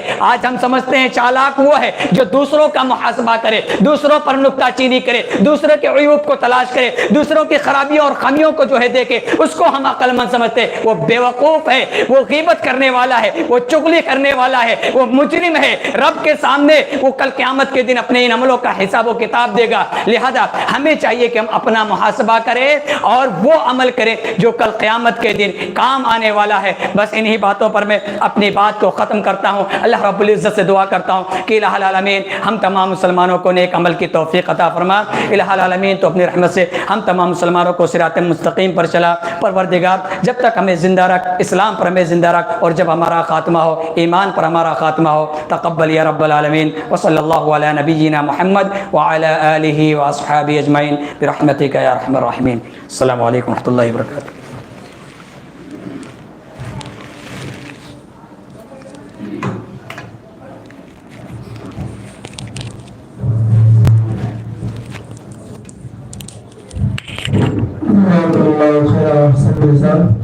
یہ تو ہمارے شیخ طاہر مدنی حفظہ اللہ جو پوری زندگی کا ماحصل اور اس دنیا کے اندر 60 سالہ 70 سالہ 100 سالہ زندگی جیے جانے کا جو سب سے بڑا ٹارگٹ تھا اس پر بات کر رہے تھے۔ جس بندے کے ذہن میں یہ باتیں بیٹھ گئی، جس نے اس چیز کو اپنا لیا وہ کامیاب ہو گیا، اور جس نے اسے سن کر کے اپنے بائیں کان سے اڑا دیا وہ ناکام ہو گیا۔ قرآن میں اللہ کا اعلان ہے فمن زحزح عن النار وادخل الجنة فقد فاز وما الحیاۃ الدنیا الا متاع الغرور، کہ اصل کامیابی قیامت کے دن سب سے بڑی یہ کامیابی ہوگی کہ انسان جہنم سے بچا لیا جائے اور جنت کے اندر داخل کر دیا جائے۔ اللہ رب العالمین کے اس دنیا کے اندر آپ کے بھیجے جانے کا مقصد صرف اور صرف یہی ہے کہ آپ یہاں نیک اعمال کریں اور اپنے لیے جنت کمائے اور فکر آخرت کر کے اپنے آپ کو جہنم سے آگ کے آگ سے بچانے کی تیاری کریں۔ یہ ہمارا سب سے اولین اور سب سے پہلا اور سب سے بڑا ہدف ہے۔ ہمارا آج اس مجلس کی میں شیخ طاہر مدنی حفظہ اللہ فکر آخرت پر گفتگو فرما رہے تھے، لیکن کچھ لوگ ایسے تھے جو ہنسی میں مذاق میں وقت برباد کر رہے تھے، اور کچھ چہرے ایسے بھی تھے جن کے ماتھے پر شکن نمایاں ہوتے تھے، ان کے ذہنوں میں ان کے دماغ میں ان کی باتیں اثر کر رہی تھی۔ وقت یہی ہے، حالات اس بات کا متقاضی ہے کہ جب آخرت کا ذکر کیا جائے تو اس طرح رویا جائے، اس طرح اپنے آخرت کو یاد کیا جائے جس طرح صحابہ کرام یاد کیا کرتے تھے۔ جناب محمد رسول اللہ صلی اللہ علیہ وسلم کہا کرتے تھے کاش میں کوئی چڑیا ہوتا، میں کوئی جانور ہوتا، کوئی میرا شکار کر کے مجھے کھا لیتا اور میں قیامت کے عذاب قیامت کے دن حساب و کتاب سے بچا لیا جاتا۔ عثمان غنی رضی اللہ تعالیٰ عنہ جنہوں نے دنیا کے اندر جنت کی بشارت ملنے کے باوجود بھی اتنا روتے تھے کہ داڑھی مبارک فکر آخرت سے عذاب قبر سے تر ہو جایا کرتی تھی۔ لیکن میرے محترم دوستو، آج ریزن یہ ہے، آج وجہ یہ ہے کہ ہمارے دل بالکل سیاہ ہو چکے ہیں۔ ہمارے گناہوں کی بدولت ہمارا ایمان بالکل مر چکا ہے۔ ہمیں اس بات پر مکمل یقین ہے کہ آج اگر ہم کام کریں گے، ماربل ٹائلز لگائیں گے، دوسرے کا مزدوری کریں گے تو شام کو اس کا بدلہ ملے گا، لیکن ہمیں اس بات کا یقین نہیں ہے کہ اگر آج ہم نماز پڑھیں گے تو کل قبر کے اندر اور میدان محشر کے اندر اللہ رب العالمین اس کا بہت ہی عظیم بدلہ دے گا۔ میرے محترم بزرگوں دوستو، ایمان چیک کرو، اپنا دین چیک کرو، اپنے ایمان کا محاسبہ کرو، اپنے دل کی اپنے ذہن کی حفاظت کرو اور اس کی آبیاری کتاب و سنت کے مطابق کرنے کی کوشش کرو۔ اب آج اس پہلی نشست کے اختتام کا اعلان کیا جاتا ہے، کیونکہ آپ کی ضیافت کا مکمل انتظام ہو چکا ہے، اس لیے صدر مجلس کی اجازت سے ہم اس مجلس کے اختتام کا اعلان کرتے ہیں۔ آپ لوگ یہاں سے نکل کر تو تھوڑی تعداد میں جائے اور جتنی کشادگی وہاں پہ ہے، کھانے کا انتظام ہے، آپ لوگ کھانا کھائیں اور کھانا کھانے کے فوراً بعد آپ مجلس میں دوبارہ حاضر ہو جائیں تاکہ بلا وقت ضائع کیے ہوئے دوبارہ اس مجلس کا آغاز کیا جا سکے۔ السلام علیکم ورحمۃ اللہ وبرکاتہ۔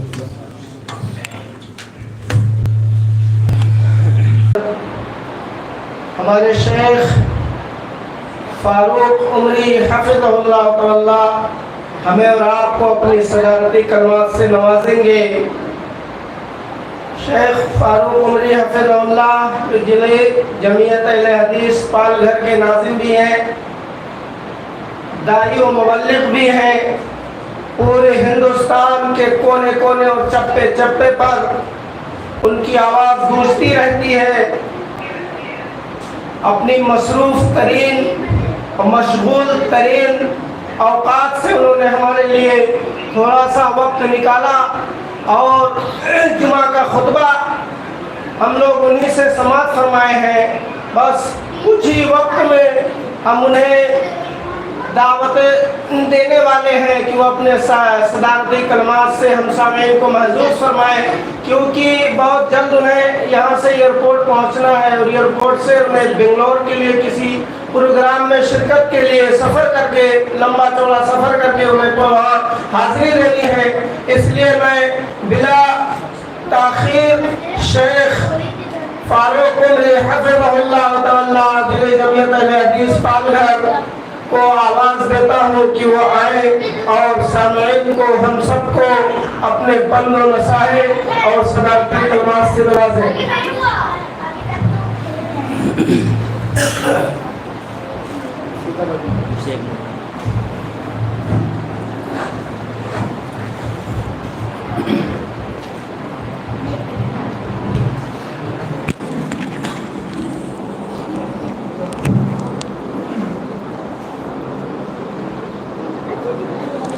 السلام علیکم ورحمۃ اللہ وبرکاتہ۔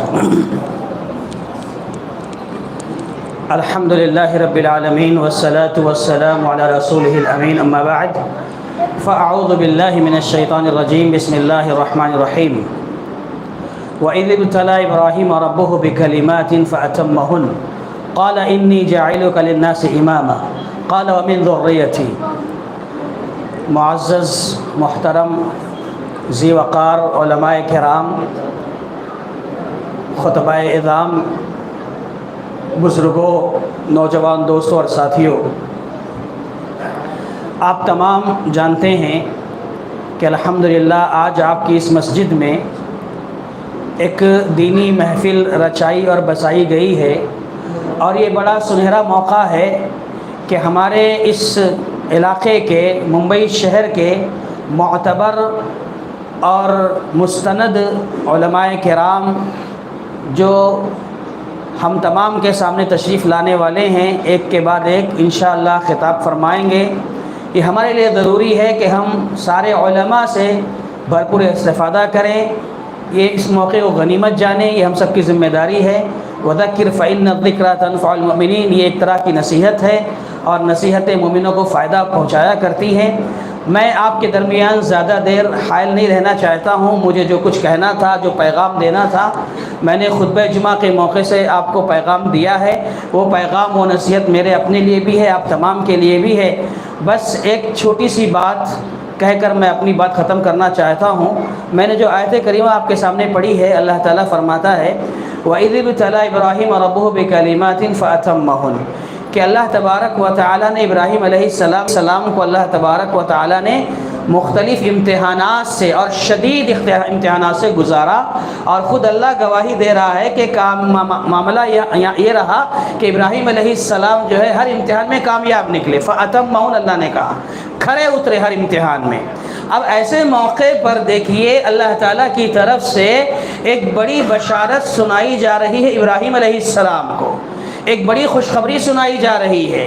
اللہ تعالیٰ فرما رہا ہے کہ اے ابراہیم، ہم تمہاری محنتوں، تمہاری قربانیوں سے بہت خوش ہوئے ہیں، اور ایک انعام دینے جا رہے ہیں۔ وہ انعام کیا تھا؟ کہا انی جاعلک للناس اماما، آج کے دن سے ہم اب تمہیں ساری دنیا والوں کا امام بنا رہے ہیں، ساری دنیا والوں کا پیشوا، رہبر و رہنما بنا رہے ہیں۔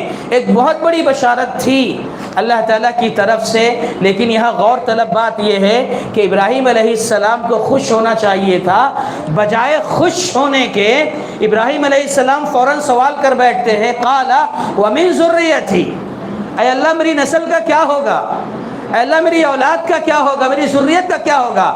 یعنی جو مقام بلند، یہ مرتبہ، یہ عزت، یہ سربلندی، یہ عہدہ، یہ منصب جو مجھے ملا ہے، کیا یہ میری اولاد میں بھی رہے گا؟ نہیں رہے گا۔ یعنی یہاں پر غور طلب بات یہ ہے کہ ابراہیم علیہ السلام اپنی نسل اور اپنی ذریت کی فکر کر رہے ہیں، اور اسی وجہ سے ابراہیم علیہ السلام نے اللہ سے دعا کی تھی ربنا وابعث فیہم رسولا، اے اللہ میرے بعد ایک ایسے نبی کو بھیج دینا جو میری نسل کی تربیت کر سکے، ان کا تزکیہ کر سکے۔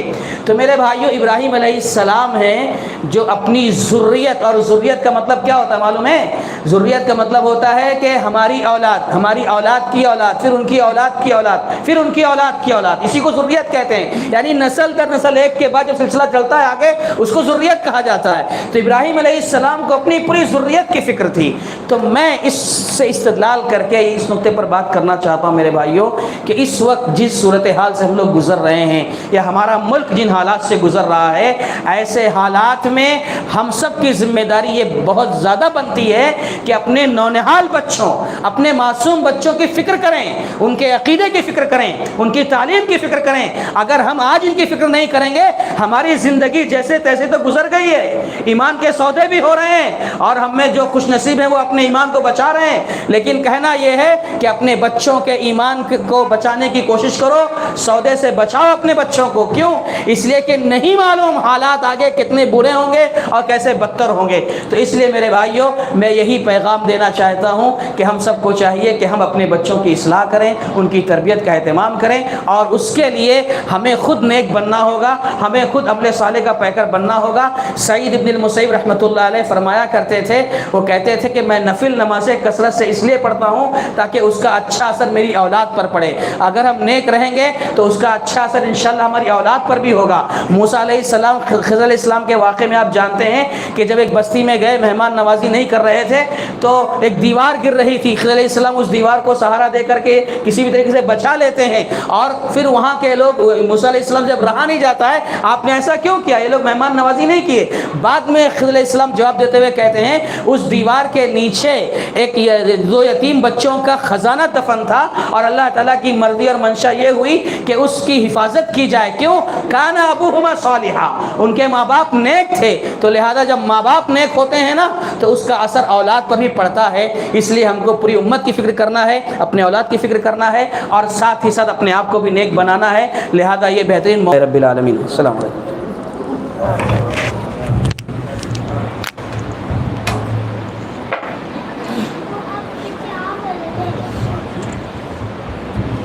جزاکم اللہ خیر و احسن جزا۔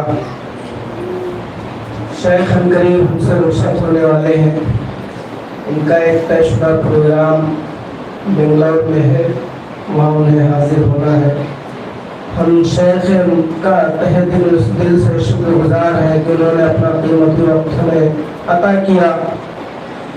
حالات حاضرہ میں جس چیز کی امت کو ضرورت تھی، جس پر توجہ دینے کی اشد ضرورت تھی، وقت کا جو سب سے بڑا المیہ تھا اور وقت کی جو سب سے بڑی ضرورت تھی، شیخ نے اس پر بھرپور کتاب و سنت کی روشنی میں ہم سب کو متنبہ کیا، اور ہم سب کو یہ پیغام دے کر گئے کہ اگر اس امت کو بچانا ہے، اس امت کی بقا اور اس امت کی فلاح و بہبود کے لیے اگر ہمیں راستہ دیکھنا ہے تو اس کا راستہ یہی ہے کہ ہم اپنے بچوں کی بہترین تربیت کریں، کتاب و سنت کی تعلیم سے انہیں آراستہ و پیراستہ کریں، اور اس امت کا جو سب سے بڑا، سب سے اہم اور سب سے بڑا ٹارگٹ ہے، اس ٹارگٹ کو لے کر کے ہمیں کام کرنا ہے۔ یہ شیخ ہمیں پیغام دے کر گئے۔ اللہ رب العالمین شیخ کی اس کوشش کو قبول فرمائے، اور انہیں زندگی کے اندر ہر لمحے، ہر موڑ پر کامیابی و کامرانی سے نوازے۔ اس کوشش کو، ان کی اس محنت کو اور ان کے اس جذبے کو جو انہوں نے ہمارے سامنے پیش کیا ہے، رب العالمین اپنے بارگاہ میں اسے شرف قبولیت سے نواز دے، ان کی مغفرت کا مغفرت اور بخشش کا ذریعہ بنائے، اور انہیں دنیا و آخرت میں کامیابی کامرانی سے ہمکنار کرے۔ سامعین کرام، اب ہمارے سامنے ایک بہت ہی زیرک، بابصیرت اور عظیم شخصیت آنے والی ہے، جس کا نام شیخ عبدالرب مدنی حفظہ اللہ تعالی ہے۔ شیخ جامعہ رحمانیہ کاندیولی کے اندر شیخ الحدیث ہے، مناظر اسلام بھی رہ چکے ہیں، استاد بھی ہیں، दावत दाई व मुबल्लिग का काम भी मुंबई व महाराष्ट्र और मुंबई से बाहर भी करते हैं। अल्हम्दुलिल्लाह शेख के इन 400 तजर्बे से हमें महसूस होने का और हमें फायदा उठाने का मौका मिला है। लिहाजा हम सामईन से बसद खुलूस गुजारिश करेंगे कि निहायत दिलजमाई और निहायत ही बेहतरीन पुरवकार अंदाज में बैठे और शेख की तकरीर से मुस्तफीद हो। माइक पर शेख अब्दुल रब मदनी हफिज़हुल्लाह व तवल्लाह।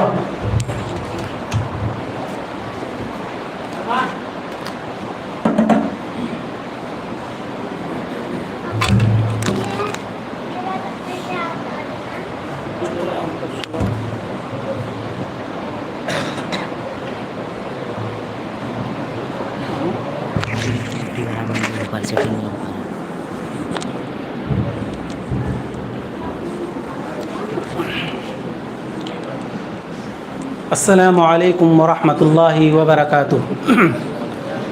इन्नल हम्दलिल्लाह नहमदुहु व नस्तईनुहु व नस्तगफिरुह व नु'मिनु बिही व नतवक्कलु अलैहि व नऊज़ु बिल्लाहि मिन शुरूरि अनफुसिना व मिन सय्यिआति अमालिना मन यहदिहिल्लाहु फला मुदिल्ल लहु व मन युद्लिल फला हादिय लहु व अशहदु अन ला इलाहा इल्लल्लाह व अशहदु अन्न मुहम्मदन अब्दुहु व रसूलुहु।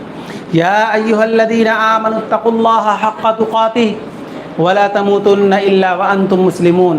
या अय्युहन्नासुत्तक़ू रब्बकुमुल्लज़ी ख़लक़कुम मिन नफ़्सिन वाहिदा व ख़लक़ मिन्हा ज़ौजहा तअलून बिही वल अर्हाम इन्नल्लाहा काना अलैकुम रक़ीबा। या अय्युहल्लज़ीना आमनुत्तक़ुल्लाहा व क़ूलू क़ौलन सदीदा युस्लिह लकुम अअमालकुम व यग़फ़िर लकुम ज़ुनूबकुम वमन युतिइल्लाह व रसूलहु फ़क़द फ़ाज़ फ़ौज़न अज़ीमा। अम्मा बअदु फ़इन्न ख़ैरल हदीथि किताबुल्लाह व ख़ैरल हदी हदी मुहम्मदिन सल्लल्लाहु अलैहि वसल्लम व शर्रल उमूरि मुहदसातुहा व कुल्ल मुहदसतिन बिदअह व कुल्ल बिदअतिन ज़लालह व कुल्ल ज़लालतिन फ़िन्नार। अऊज़ु बिल्लाहि मिनश शैतानिर रजीम। बिस्मिल्लाहिर रहमानिर रहीम। इन्न हाज़ल क़ुरआन यहदी लिल्लती हिय अक़वम व युबश्शिरुल मुअमिनीना अल्लज़ीना यअमलूना अस्सालिहाति अन्न लहुम अजरन कबीरा व अन्नल लज़ीना ला युमिनूना बिल आखिरति अअतदना लहुम अज़ाबन अलीमा। इस इजलास के सदर फ़ज़ीलतुश शेख फ़ारूक उमरी हफ़िज़हुल्लाह, नाज़िम ज़िले जमियत अहले हदीस पालघर, नाज़िम जलसा फ़ज़ीलतुश शेख खुर्शीद सलफ़ी हफ़िज़हुल्लाह, इस इजलास के रूह रवां जनाब अल्ताफ़ भाई, उलमाए किराम, ज़िम्मेदारान मस्जिद व मदरसा, दीनी व मिल्ली भाइयों और बुज़ुर्गों, हर तरह की तारीफ़ हम्दो सना बड़ाई बुज़ुर्गी उस अल्लाह वहदहु ला शरीक के लिए है जिसने सारी दुनिया को पैदा किया। बादहु अनगिनत ला तादाद बेशुमार दरूद व सलाम नाजिल हों तमाम अम्बिया अलैहिमुस्सलातु व तस्लीम पर, खुसूसन अल्लाह के आखिरी नबी जनाब मुहम्मद रसूलुल्लाह सल्लल्लाहु अलैहि वसल्लम पर। मोहतरम भाइयों, जैसा कि आपने अभी नाज़िम जलसा से सुना कि आज के इस इजलास में जिस मौजू पर मैं आपके सामने कुछ बातें पेश करने की कोशिश करूँगा वो है अज़मत कुरान करीम। इसी मुनासिबत से सूरह बनी इसराइल की 2 आयतों की मैंने तिलावत की है। मोहतरम भाइयों, कुरान मजीद की अज़मत क्या है? कुरान मजीद की अज़मत को जानने के लिए ये बात काफ़ी है कि कुरान मजीद जिस नबी पर नाजिल हुआ वो नबी तमाम अम्बिया में सबसे अफजल नबी है। कुरान मजीद जिस फरिश्ते के ज़रिए नाजिल किया गया वो फरिश्ता तमाम फरिश्तों में सबसे अफजल फरिश्ता है। कुरान मजीद जिस महीने में नाजिल किया गया वो महीना तमाम महीनों में सबसे अफजल महीना यानी रमज़ान मुबारक के महीने में नाजिल हुआ। कुरान मजीद जिस रात में नाजिल हुआ वो रात तमाम रातों में सबसे अफजल रात यानी लैलतुल क़द्र की रात में नाजिल हुआ। मेरे भाइयों, कुरान मजीद की अज़मत के ताल्लुक़ से چند باتیں پیش کروں گا۔ اسی حوالے سے میں نے قرآن مجید کی سورہ بنی اسرائیل کی 2 آیتوں کی تلاوت کی ہے۔ ان 2 آیتوں میں اللہ رب العالمین نے قرآن مجید کی عظمت کو بیان کرتے ہوئے فرمایا کہ ان ھذا القرآن یہدی للتی ہی اقوم، کہ قرآن مجید اس راستے کی طرف رہنمائی کرتا ہے جو سب سے سچا اور سیدھا راستہ ہے۔ وَيُبَشِّرُ الْمُؤْمِنِينَ الَّذِينَ يَعْمَلُونَ الصَّالِحَاتِ أَنَّ لَهُمْ أَجْرًا كَبِيرًا، اور قرآن مجید بشارت دیتا ہے، قرآن مجید خوشخبری سناتا ہے ان لوگوں کے لیے جو ایمان لائے اور عمل صالح کرتے ہیں۔ کیا خوشخبری ہے؟ کہ اللہ رب العالمین نے ان کے لیے بہت بڑا اجر تیار کر رکھا ہے۔ اور قرآن مجید ان لوگوں کو متنبہ کر رہا ہے جو ایمان نہیں لائے، قرآن مجید پر ایمان نہیں رکھتے ہیں اور آخرت کے دن پر ان کا ایمان نہیں ہے۔ قرآن مجید انہیں متنبہ کر رہا ہے کہ اللہ رب العالمین نے ان کے لیے دردناک عذاب تیار کر رکھا ہے۔ حاضرین گرامی، تو ان دونوں آیتوں میں بتایا گیا کہ قرآن مجید کی ہدایت یہ سب سے سچی ہدایت ہے۔ قرآن مجید ہمیں بتاتا ہے کہ سب سے سچا اور صحیح دین کیا ہے۔ قرآن مجید ہمیں بتاتا ہے کہ سب سے سچا قانون کیا ہے۔ قرآن مجید ہمیں بتاتا ہے کہ سب سے صحیح عقیدہ کیا ہے۔ قرآن مجید ہمیں بتاتا ہے کہ سب سے اچھا کلچر اور سب سے اچھی تہذیب کیا ہے۔ قرآن مجید ہمیں بتاتا ہے کہ سب سے اچھا نظام حیات کیا ہے۔ قرآن مجید ہمیں بتاتا ہے کہ سب سے اچھا معاملات اور اسی طریقے سے سب سے اچھی معاشرت کیا ہے۔ الغرض اگر قرآن مجید کو ہم سمجھ کر پڑھیں گے، قرآن مجید میں ہم غور و فکر کریں گے، قرآن مجید میں ہم تدبر کریں گے، تو قرآن میں ہمیں پتہ چلے گا کہ قرآن مجید کی رہنمائی یہ سب سے اچھی رہنمائی ہے۔ قرآن سے بڑھ کر رہنمائی دنیا کی کسی کتاب میں نہیں مل سکتی۔ قرآن مجید یہ اللہ رب العالمین کی جانب سے نازل کردہ یہ آخری کتاب ہے۔ جب قرآن مجید کا نزول ہو گیا، قرآن مجید کے نازل ہونے کے بعد اللہ رب العالمین نے پچھلی تمام آسمانی کتابوں کو منسوخ کر دیا۔ قرآن مجید نازل ہونے کے بعد موسیٰ علیہ السلام پر نازل کردہ کتاب توریت کو اللہ نے منسوخ کر دیا۔ توریت کی شریعت منسوخ ہو گئی۔ اللہ رب العالمین نے حضرت عیسیٰ علیہ السلام پر جو انجیل نازل کیا تھا، انجیل کی شریعت کو اللہ نے منسوخ کر دیا، زبور کی شریعت منسوخ کر دیا۔ یعنی اب اگر کوئی کتاب بچی ہے ہدایت کے لیے، اپنی آخرت کو بنانے کے لیے اور اللہ کے ہاں کامیاب ہونے کے لیے، تو وہ کون سی کتاب ہے؟ وہ قرآن مجید، جو اللہ رب العالمین نے سب سے آخر میں اور اللہ کے نبی صلی اللہ علیہ وسلم پر نازل کیا۔ قرآن مجید کی عظمت کی اگر ہم بات کریں تو قرآن مجید یہ اللہ رب العالمین کی جانب سے بہت بڑا معجزہ ہے، نبی کریم صلی اللہ علیہ وسلم کے سچے ہونے کی دلیل ہے۔ اللہ رب العالمین نے جناب محمد الرسول اللہ صلی اللہ علیہ وسلم کو نبی بنایا، آپ کو بہت سارے معجزات عطا کیے۔ روایت کے اندر آتا ہے، ایک روایت کے اندر آتا ہے کہ اللہ کے نبی صلی اللہ علیہ وسلم کو جو معجزے دیے گئے تھے، ایک روایت کے مطابق 1000 اور دوسری روایت کے مطابق 3000 معجزے دیے گئے۔ لیکن باتفاق امت، تمام امت کا اس بات پر اتفاق ہے کہ نبی کریم صلی اللہ علیہ وسلم کو جو معجزات دیے گئے تھے اس میں سے سب سے بڑا معجزہ یہ قرآن مجید ہے۔ اللہ کے نبی صلی اللہ علیہ وسلم جب دعوت و تبلیغ کرتے تھے، توحید کی دعوت دیتے تھے اور اسی طریقے سے لوگوں کو دین کی طرف بلاتے تھے، تو کفار مکہ طرح طرح کا اعتراض کرتے تھے، طرح طرح کا سوال کرتے تھے، نبی کریم صلی اللہ علیہ وسلم سے ڈیمانڈ کرتے تھے، آپ سے مطالبہ کرتے تھے، کہتے تھے کہ موسیٰ علیہ السلام نے جس طرح سے معجزہ ظاہر کیا تم بھی ویسے اس طرح کا معجزہ ظاہر کرو، عیسیٰ علیہ السلام کی جو معجزہ لے کر کے آئے تھے تم بھی ویسا معجزہ ظاہر کرو کہ موسیٰ علیہ السلام کے پاس عصا تھا، جب وہ عصا پھینکتے تھے تو وہ اژدہے کی شکل اختیار کر لیتا تھا۔ موسیٰ علیہ السلام جب اپنے گریبان میں ہاتھ ڈالتے تھے تو جب ہاتھ نکالتے تھے تو وہ ہاتھ چمکنے لگتا تھا، روشن ہو جاتا تھا۔ اس طرح کا معجزہ تم بھی ہمیں دکھاؤ۔ قرآن نے اس کا جواب دیا، کہا وَقَالُوا لَوْلَا أُنزِلَ عَلَيْهِ آيَاتٌ مِّن رَّبِّهِ أَوَلَمْ يَكْفِيهِمْ أَنَّا أَنزَلْنَا عَلَيْكَ الْكِتَابَ يُتْلَىٰ عَلَيْهِمْ کہ اے نبی صلی اللہ علیہ وسلم، یہ کفار مکہ آپ سے معجزات مانگ رہے ہیں، معجزات کا سوال کر رہے ہیں، معجزات کے تعلق سے مطالبہ کر رہے ہیں۔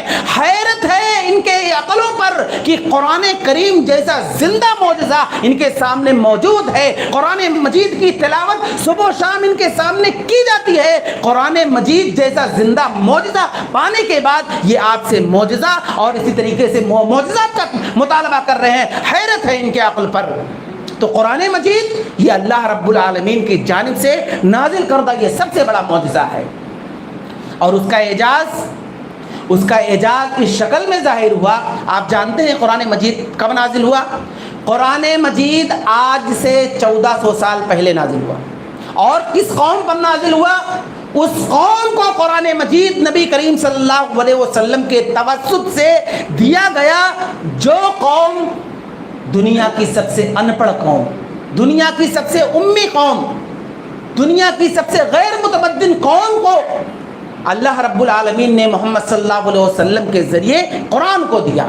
اور جب اس قوم نے قرآن کو اپنا رہنما بنا لیا، اس قوم نے جب قرآن کو اپنا رہبر بنا لیا، قرآن مجید کی تعلیمات پر عمل پیرا شروع ہو گئے، قرآن مجید کو انہوں نے اپنی زندگیوں کے اندر نافذ کیا، تو ان کا طرز خلافت، طرز حکومت دنیا کے لیے مثال بن گیا. آپ جانتے ہیں اللہ کے نبی صلی اللہ علیہ وسلم نے مدینہ کے اندر جو ریاست قائم کیا، اور اس کے بعد خلفائے اربعہ نے جو انہوں نے اپنی دور خلافت کے اندر جو قرآن مجید کو پڑھ کر کے اس پر عمل کر کے جو انہوں نے خلافت قائم کیا، تاریخ آپ پڑھیں گے جس پر ہمارا ایمان ہے، آپ کا بھی ایمان ہوگا. اور انصاف پسند غیر مسلم بھی اس بات کا اقرار کرتے ہیں کہ اس سے اچھے دن آج تک اس دنیا کے اندر نہیں دیکھے گئے. وہ قوم جو اونٹوں کے چرانے اور بکریوں کے چرانے والی قوم مانی جاتی تھی، اور لوگ یہ کہتے تھے کہ قوم عرب کو اونٹ چرانے اور بکریاں چرانے کے سوا کچھ نہیں آتا ہے. لیکن قرآن مجید کو جب ان پر نازل کیا گیا اور قرآن مجید کو انہوں نے پڑھا، قرآن مجید کو غور کیا، قرآن مجید کو تدبر کیا، قرآن مجید کو اپنی زندگی میں، اپنی عملی زندگی میں انہوں نے نافذ کیا، تو ان کی حکومت اور اسی طریقے سے ان کا طرز خلافت اور طرز حکومت یہ دنیا کے لیے مثال بن گیا. محترم بھائیوں، قرآن مجید کی عظمت کو اگر ہم کما حقہ سمجھنا چاہتے ہیں، قرآن مجید کی عظمت کو اگر ہم جاننا چاہتے ہیں، تو ہمیں قرآن مجید کو سمجھنا پڑے گا. قرآن مجید ہے کیا؟ قرآن مجید کی خصوصیات کیا ہے؟ قرآن مجید کا اعجازی پہلو کیا ہے؟ قرآن مجید کے اندر پائے جانے والے کمالات کیا ہیں؟ ہم اسی وقت جان سکتے ہیں، اور قرآن مجید کو حقیقی معنوں میں اسی وقت ہم اس کی عظمت کو سمجھ سکتے ہیں جب ہم قرآن مجید کو سمجھنا شروع کریں گے. قرآن مجید کو ہم سمجھیں گے قرآن مجید کی ایک ایک آیت پر، قرآن مجید کی ایک ایک سورت پر، قرآن مجید کے ایک ایک پارے کو اگر ہم پڑھیں یا ایک رکوع اگر بھی ہم پڑھیں اور اس پر غور کریں اور اسی طریقے سے اس کے مطابق ہم زندگی گزارنا شروع کریں، تب ہمیں قرآن مجید کی عظمت کا پتہ چلے گا کہ قرآن مجید حقیقت میں ہے کیا. قرآن مجید کی ایک آیت کریمہ ہم جانتے ہیں، ہم پڑھے ہوں گے، ہمارے نظر کے سامنے سے کئی مرتبہ گزرا ہوگا اگر ہم پڑھے ہوں گے. قرآن مجید کی ایک آیت ہے کہ لقد انزلنا الیکم کتابا فیہ ذکرکم، کہ اللہ رب العالمین نے تمہارے اوپر ایک ایسی کتاب کو نازل کیا، تمہارے لیے کتاب کو آسمان سے اتارا جس میں تمہارا ذکر ہے. اب اس آیت کریمہ کو دو مفہوم بیان کیا گیا ہے کہ ایک تو یہ کہ قرآن مجید اللہ رب العالمین نے تمہارے لیے نازل کیا، اس میں تمہارے لیے نصیحت ہے، اور دوسرا مفہوم اس آیت کریمہ کا یہ بیان کیا گیا ہے کہ قرآن مجید کو اللہ رب العالمین نے تمہارے لیے نازل کیا ہے تو اس میں تمہارا تذکرہ ہے. اب کس کا تذکرہ ہے؟ قرآن کے پڑھنے والے. اللہ رب العالمین نے قرآن مجید کو تمہارے لیے نازل کیا اور تمہارا اس کا تذکرہ ہے. کیا کبھی ہم نے غور کیا کہ ہمارا تذکرہ کہاں ہے؟ اللہ کہہ رہا ہے کہ اے قرآن مجید کے پڑھنے والے، قرآن مجید کا تذکرہ تمہارا اللہ نے قرآن میں کیا ہے. کہاں ہے تذکرہ؟ میرا تذکرہ کہاں ہے قرآن میں؟ اللہ نے میرے بارے میں کیا باتیں ذکر کی ہے؟ میرا تذکرہ کہاں ہے؟ ہم نے کبھی غور کیا؟ ہم نے کبھی سوچا؟ قرآن مجید کو ہم نے کبھی اس نظر سے پڑھا کہ قرآن میں اللہ نے میرا تذکرہ کیا ہے؟ کبھی نے ایسا نہیں کیا. ہمارے جو اسلاف تھے وہ اس طرح سے قرآن مجید میں غور کرتے تھے، قرآن مجید میں تدبر کرتے تھے، اور جب اللہ نے اس آیت کو اتارا کہ اللہ نے قرآن مجید کے اندر تمہارا تذکرہ کیا ہے، تو پھر وہ اس چیز کو تلاشتے تھے. احنف بن قیس ایک تابعی ہیں، ان کا کہنا ہے کہ جب میرے سامنے یہ آیت کریمہ گزری کہ لقد انزلنا الیکم کتابا فیہ ذکرکم، کہ اللہ نے تمہارے لیے ایک ایسی کتاب نازل کی ہے جس میں تمہارا تذکرہ ہے، کہتے ہیں میں ڈھونڈنے لگا کہ اللہ نے میرا تذکرہ قرآن میں کیا ہے، کہاں ہے تذکرہ؟ کہتے ہیں قرآن مجید میں پڑھنا شروع کیا، پڑھتے گیا ایک پارہ دو پارہ اس طرح سے قرآن مجید کی آیتوں کو پڑھتا گیا. کہتے ہیں سورہ توبہ کی جب اس آیت پر میں پہنچا وآخرون اعترفوا بذنوبہم خلطوا عملا صالحا وآخر سیئا عسى اللہ ان یتوب علیہم. کہتے ہیں کہ جب میں اس آیت پر پہنچا تو میں سمجھ گیا کہ یہ آیت کریمہ میرے تعلق سے ہے. کیوں؟ اس آیت کریمہ میں میرا کیریکٹر بیان کیا گیا ہے، میرے زندگی کے حالات اس آیت کریمہ میں بیان کیا گیا ہے. کیا ہے وہ آیت؟ اس قرآن کریم کے اندر وہ آیت سورہ توبہ کی یہ ہے وآخرون اعترفوا بذنوبہم، کہ بہت سارے اللہ کے بندوں میں ایسے ہیں جنہیں اپنے گناہوں کا اعتراف ہوتا ہے. جب وہ گناہ کرتے ہیں تو اپنے گناہوں کے تعلق سے وہ شرمندہ ہوتے ہیں، اور اسی طریقے سے انہوں نے بہت ساری نیکیاں بھی کر رکھی ہیں، انہوں نے بہت سارے گناہ کر رکھے ہیں، اور وہ یہ چاہتے ہیں عسى اللہ ان یتوب علیہم، ممکن ہے کہ اللہ رب العالمین انہیں معاف کر دے، ممکن ہے کہ اللہ رب العالمین ان کے گناہوں کو معاف کر دے، ان کے گناہوں کو معاف کر دے. کہتے ہیں کہ احنف بن قیس کہ جب میں اس آیت کریمہ پر پہنچا تو سمجھ گیا کہ اللہ رب العالمین میرا تذکرہ کر رہا ہے. ایسا لگ رہا ہے کہ میری زندگی کے حالات یہ قرآن مجید میں یہ آیت کریمہ بیان کر رہا ہے. تو کہنے کا مطلب یہ ہے کہ اگر ہم قرآن مجید کو سمجھ کر پڑھیں گے قرآن مجید میں کے اندر غور کریں گے، تدبر کریں گے، تب ہمیں پتہ چلے گا کہ قرآن مجید کے اندر ہے کیا، اس کی خصوصیات کیا ہے. قرآن مجید اللہ رب العالمین قرآن مجید ہم سے کیا چاہتا ہے، قرآن مجید کو ہمیں کیسے پڑھنا ہے، اس کی عظمت کیا ہے، اس کے فضائل کیا ہیں. اس وقت پتہ چلے گا جب ہم قرآن مجید کو تلاوت کے ساتھ ساتھ اس کو ہم سمجھ کر کے پڑھیں گے. یہی نہیں بلکہ قرآن مجید ایک انسان کی انفرادی زندگی اور اجتماعی زندگی کے مسائل کو بھی حل کرتا ہے. قرآن مجید اگر ہم اپنی زندگی کے اندر پریشان ہیں یا ہم کسی مصیبت سے دوچار ہو گئے، اور اسی طریقے سے چاہے وہ ہماری سیاسی زندگی ہو، ہماری معاشرتی زندگی ہو، ہماری گھریلو زندگی ہو یا ہماری پرسنل لائف ہو، اگر اس کے اندر کوئی مسائل ہمارے ساتھ آ گئے تو قرآن مجید ان مسائل کا حل پیش کرتا ہے.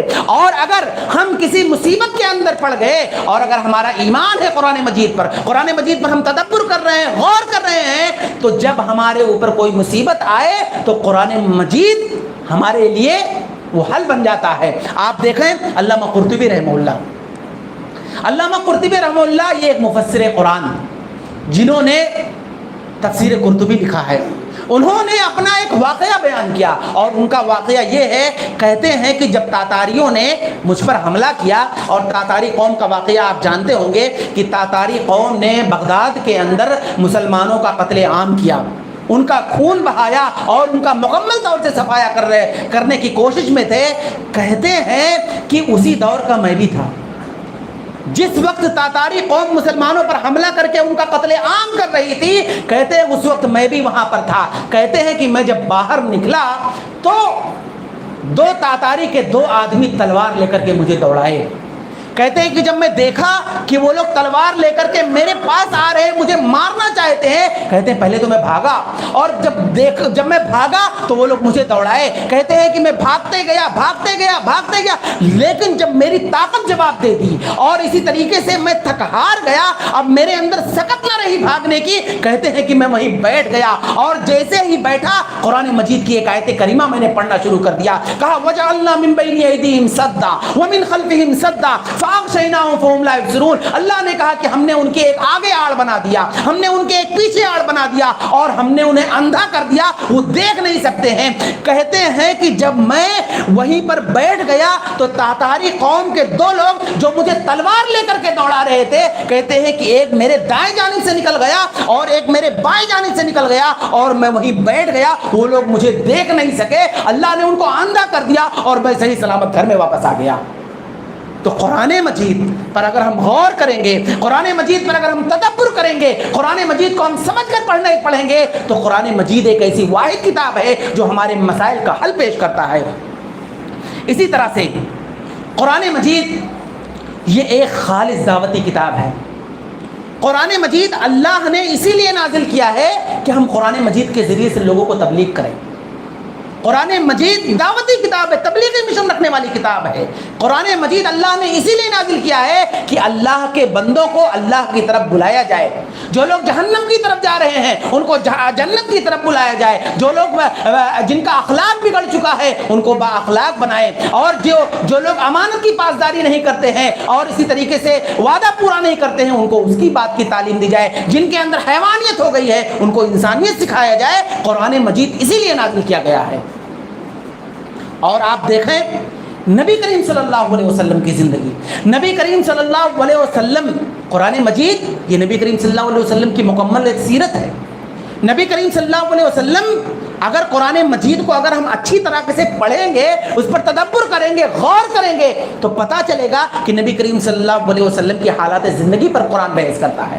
تو نبی صلی اللہ علیہ وسلم جب تبلیغ کرتے تھے، دعوت دیتے تھے، اور اس وقت جب آپ کو کوئی پریشانی لاحق ہوتی تھی تبلیغ کے دوران تو قرآن مجید کی آیت کریمہ آتی تھی اور اس کا وہ حل پیش کرتی تھی. آپ دیکھیں اللہ کے نبی صلی اللہ علیہ وسلم تبلیغ کے دوران جب پریشان زیادہ ہو گئے اور آپ کو سب سے زیادہ غم اس بات کا لاحق تھا کہ غیر اگر میری بات نہیں مانتے ہیں تو نہ مانے، لیکن جو میرے رشتہ دار ہیں وہ میری بات کا انکار کیوں کر رہے ہیں. نبی کریم صلی اللہ علیہ وسلم بہت زیادہ غمزدہ ہوتے تھے کہ آپ کے جو رشتہ دار ہیں، آپ کے جو گھر والے ہیں، آپ کے جو اقربا میں سے ہیں وہ لوگ نبی صلی اللہ علیہ وسلم کی باتوں کا انکار کر دیتے تھے. اور تو اور نبی کریم صلی اللہ علیہ وسلم کا سگا چچا ابو لہب جو نبی کریم صلی اللہ علیہ وسلم کا سب سے بڑا دشمن تھا، وہ نبی کریم صلی اللہ علیہ وسلم کی مخالفتیں کرتا تھا. اللہ کے نبی صلی اللہ علیہ وسلم کے جو رشتہ دار اور آپ کے اقربا وہ بہت زیادہ جب پریشان کرتے تھے نبی کریم صلی اللہ علیہ وسلم بہت زیادہ غمزدہ ہو جاتے تھے. جب آپ غمزدہ ہو جاتے تھے تو اللہ رب العالمین اس کا حل پیش کرتا تھا اور اللہ کے نبی صلی اللہ علیہ وسلم کو تسلی دے دیتا. آپ دیکھیں سورہ یوسف کب نازل ہوئی؟ سورہ یوسف اسی موقع پر نازل ہوئی جب اللہ کے نبی صلی اللہ علیہ وسلم نے اس بات کا اظہار کیا کہ غیر میری بات مانے یا نہ مانے، اپنوں سے مجھے شکایت ہے کہ اپنے میری بات نہیں مان رہے. اللہ کے نبی صلی اللہ علیہ وسلم نے اللہ رب العالمین نے سورہ یوسف نازل کر دیا اور سورہ یوسف نازل کرنے کے بعد اس میں یہ پیغام دیا کہ اے نبی صلی اللہ علیہ وسلم آپ کو گھبرانے کی ضرورت نہیں ہے، آپ کو پریشان ہونے کی ضرورت نہیں ہے. اگر آپ کو ستایا جا رہا ہے، آپ کے رشتہ دار آپ کو ستا رہے ہیں، پریشان کر رہے ہیں، آپ کی بات نہیں مان رہے ہیں، تو آپ سے پہلے پیغمبروں کے ساتھ یہی معاملہ ہوا. یہ یوسف علیہ السلام ہیں جن کے بھائی، جن کے سگے بھائی نے انہیں اپنے باپ سے جدا کر دیا اور یہی نہیں بلکہ ان کو کنویں کے اندر پھینک دیا. لیکن اس کے بعد وہی یوسف علیہ السلام مصر کے بادشاہ بن جاتے ہیں. پھر یوسف علیہ السلام کے دعوت کا جو انجام ہوا اللہ رب العالمین نے یہی تعلیم اللہ کے نبی صلی اللہ علیہ وسلم کو سکھایا. کہا کہ یوسف علیہ السلام کو جب پریشان کیا گیا، انہیں بیچا گیا، لیکن ایک دن ایسا آیا کہ وہی بھائی جنہوں نے ان کو کنویں کے اندر ڈال دیا تھا، جنہوں نے وہ یوسف علیہ السلام کے وہ بھائی جنہوں نے ان کو یوسف علیہ السلام کو اپنے سگے باپ سے جدا کر دیا تھا،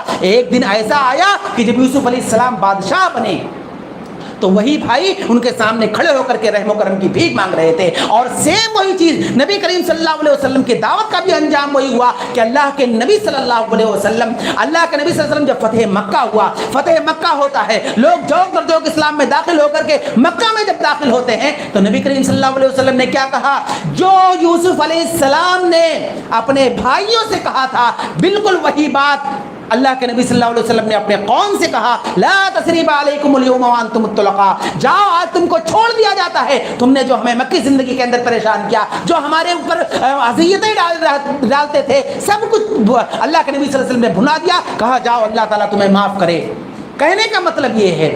اور آپ دیکھیں نبی کریم صلی اللہ علیہ وسلم کا جب ہجرت کا واقعہ، ہجرت کے ایام جب قریب ہوئے اللہ کے نبی صلی اللہ علیہ وسلم بہت زیادہ پریشان تھے. آپ کو ہجرت کرنا ہے، کیسے ہجرت کرنا ہے، کس کے ساتھ جانا ہے. اس وقت کفار مکہ جو بڑے بڑے انعامات کا اعلان کر دیے تھے، اس وقت نبی صلی اللہ علیہ وسلم بہت پریشان تھے. اللہ رب العالمین نے سورہ قصص نازل کر دیا.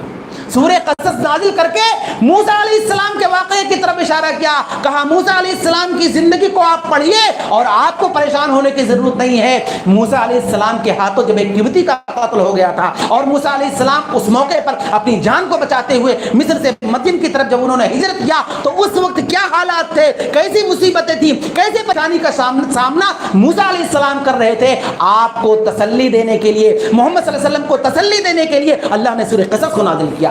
تو کہنے کا مطلب یہ ہے کہ قرآن مجید پر اگر ہم غور کریں گے, قرآن مجید کو اگر ہم تدبر کریں گے, ایک ایک آیت کو اگر ہم سمجھنے کی کوشش کریں گے, تو قرآن مجید کیا ہے, ایک ایسی واحد کتاب ہے جو ہمارے مسائل کو حل کرتا ہے. اور قرآن مجید کی عظمت کو اگر ہم جاننا چاہتے ہیں, قرآن مجید ایک ایسی واحد کتاب ہے جو یہ سب سے بڑا ہتھیار ہے. آج اللہ رب العالمین نے قرآن مجید کے اندر کہا فَلَا تُطِعِ الْكَافِرِينَ وَجَاهِدْهُمْ بِهِ جِهَادًا كَبِيرًا, کہ اے نبی صلی اللہ علیہ وسلم آپ ان کافروں اور منافقوں کی بات نہ مانیے اور ان سے بڑا جہاد کریے. کیا مطلب ہے؟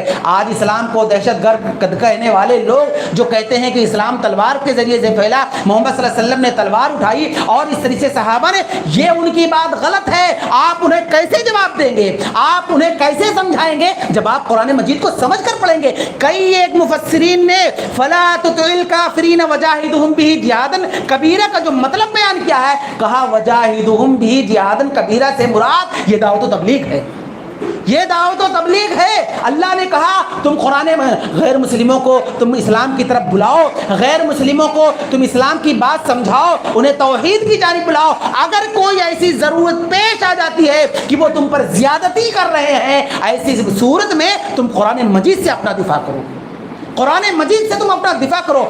آپ دیکھیں یہ کہنے والے کہ اسلام دہشت گردی کی تعلیم دیتا ہے, قرآن مجید کے تعلق سے نہ جانے کون سی باتیں کہتے ہیں. میں ان سے کہنا چاہتا ہوں نبی کریم صلی اللہ علیہ وسلم نے 13 سال مکہ کے اندر زندگی گزاری, 13 سال زندگی گزارے آپ نے.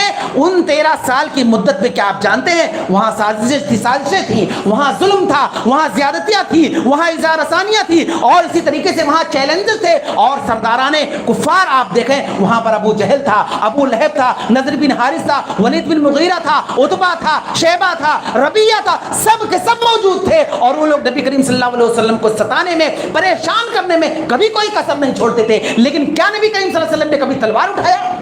کبھی نہیں آپ نے تلوار اٹھایا. اور نہ کسی صحابی کے بارے میں کوئی ایک تاریخ کی کوئی بات یا کوئی ایک روایت پیش کر دے کہ مکی زندگی کے 13 سال میں اللہ کے نبی صلی اللہ علیہ وسلم یا صحابہ نے کبھی تلوار اٹھایا. اللہ کے نبی صلی اللہ علیہ وسلم قرآن مجید کے اندر, قرآن مجید اور اسی طریقے سے قرآن مجید ایک ایسی واحد کتاب ہے جس میں اللہ رب العالمین نے جس کو بطور ہتھیار دیا ہے. آپ کو میں ایک واقعہ بتاؤں. عتبہ جو مکہ کا بہت ہی سمجھدار سردار تھا, مکہ کا بہت ہی حکیم و دانا شخص تھا, ایک مرتبہ مکہ کے لوگوں نے نبی کریم صلی اللہ علیہ وسلم کے پاس بھیجا. نبی کریم صلی اللہ علیہ وسلم کے پاس عتبہ آیا اور نبی کریم صلی اللہ علیہ وسلم سے سوال کرنے لگا. اور عتبہ کو ان کے مکہ والوں نے یہ کہہ کر کے بھیجا کہ جاؤ محمد سے کہو کہ اس نے ہماری زندگی تباہ کر رکھی ہے. جب سے انہوں نے دعوت و تبلیغ کا کام شروع کیا اس وقت سے لے کر کے بھائی بھائی میں اختلاف ہو گیا, والدین اولاد میں اختلاف ہو گیا, اور اسی طرح سے میاں بیوی میں اختلاف ہو گیا ہے. عتبہ آیا نبی کریم صلی اللہ علیہ وسلم کے سامنے, اس نے لمبی چوڑی تقریر کرنا شروع کیا. کہا اے محمد ہمارے درمیان تمہاری کتنی عزت تھی, ہم تم کو کتنی عزت کی نگاہ سے دیکھا کرتے تھے اور کتنی تمہاری عزت کرتے تھے, آخر تم نے کیا کیا؟ تمہاری وجہ سے آج مکہ کا ماحول خراب ہو چکا ہے, لوگوں کے گھروں میں بگاڑ پیدا ہو گئے ہیں. لمبی چوڑی تقریر کرنے لگا اور اس نے کہا کہ اے محمد میں تمہارے لیے ایک بہت بڑا آفر لے کر کے آیا ہوں. وہ آفر یہ ہے کہ اگر تم حکومت چاہتے ہو تو تم اپنے اس تبلیغ سے بعد آ جاؤ, ہم تمہیں عرب کا بادشاہ بنا دیں گے. اگر تمہیں دولت کی خواہش ہے تو تمہارے قدموں میں دولت کا دریا بہا دیں گے, اور اگر تم کسی خاتون سے شادی کرنا چاہتے ہو تو دنیا عرب کی سب سے خوبصورت لڑکی سے تمہاری شادی کروا دیں گے. اتنی لمبی چوڑی تقریر جب عتبہ کر رہا تھا, نبی کریم صلی اللہ علیہ وسلم ایک دم خاموش تھے.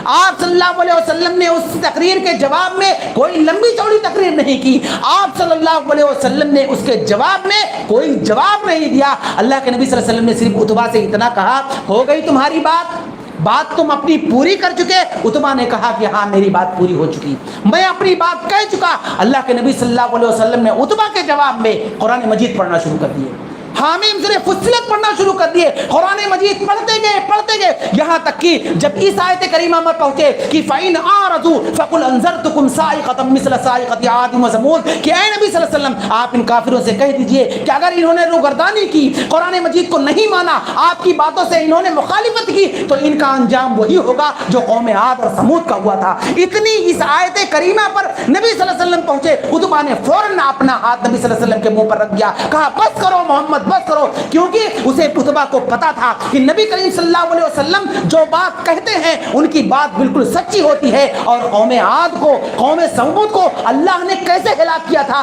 عتبہ کو یہ ساری باتیں پتا تھی, اس لیے اس نے نبی کریم صلی اللہ علیہ وسلم کو فوراً خاموش کر دیا اور فوراً وہاں سے روانہ ہو گیا.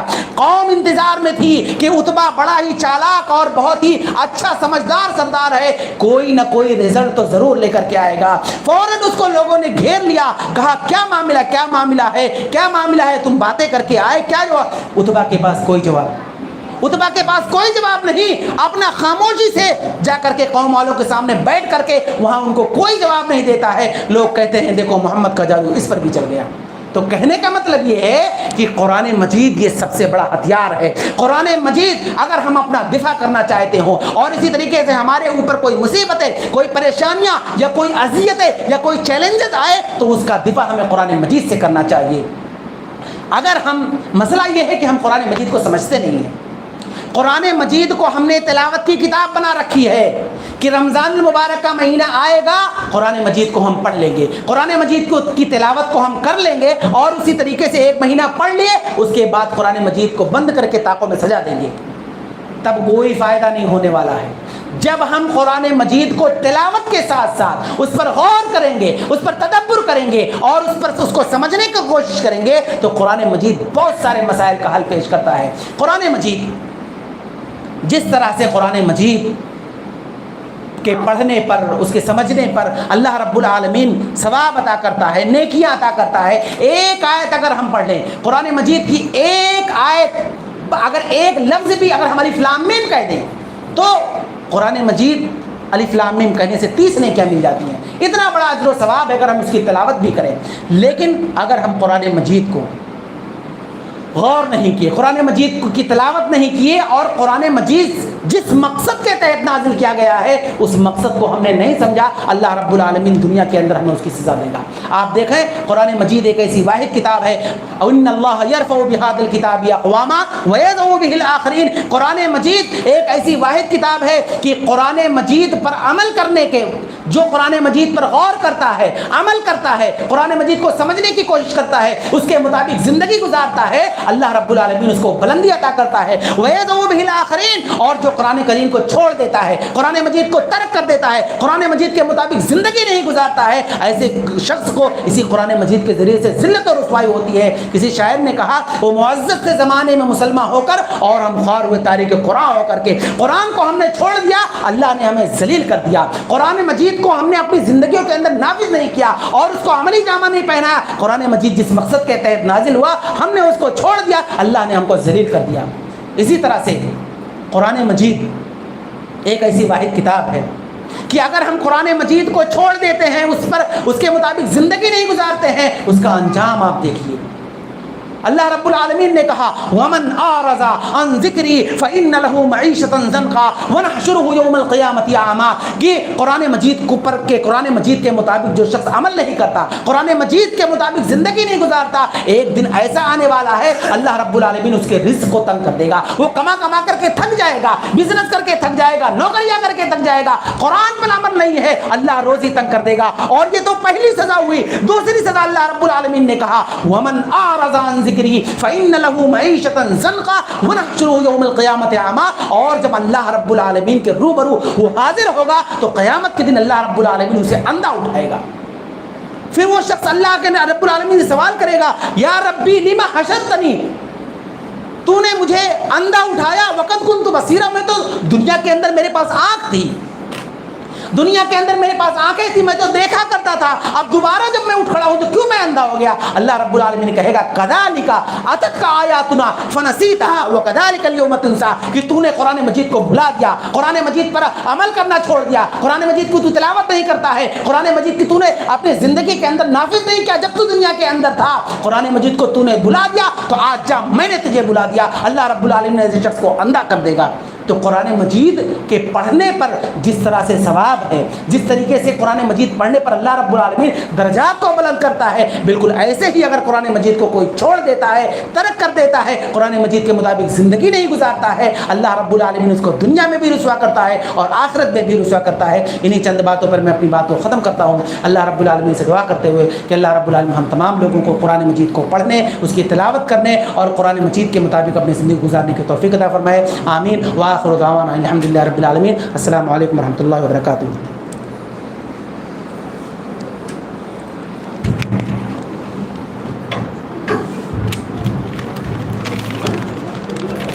یہ ہے دونوں لے لو۔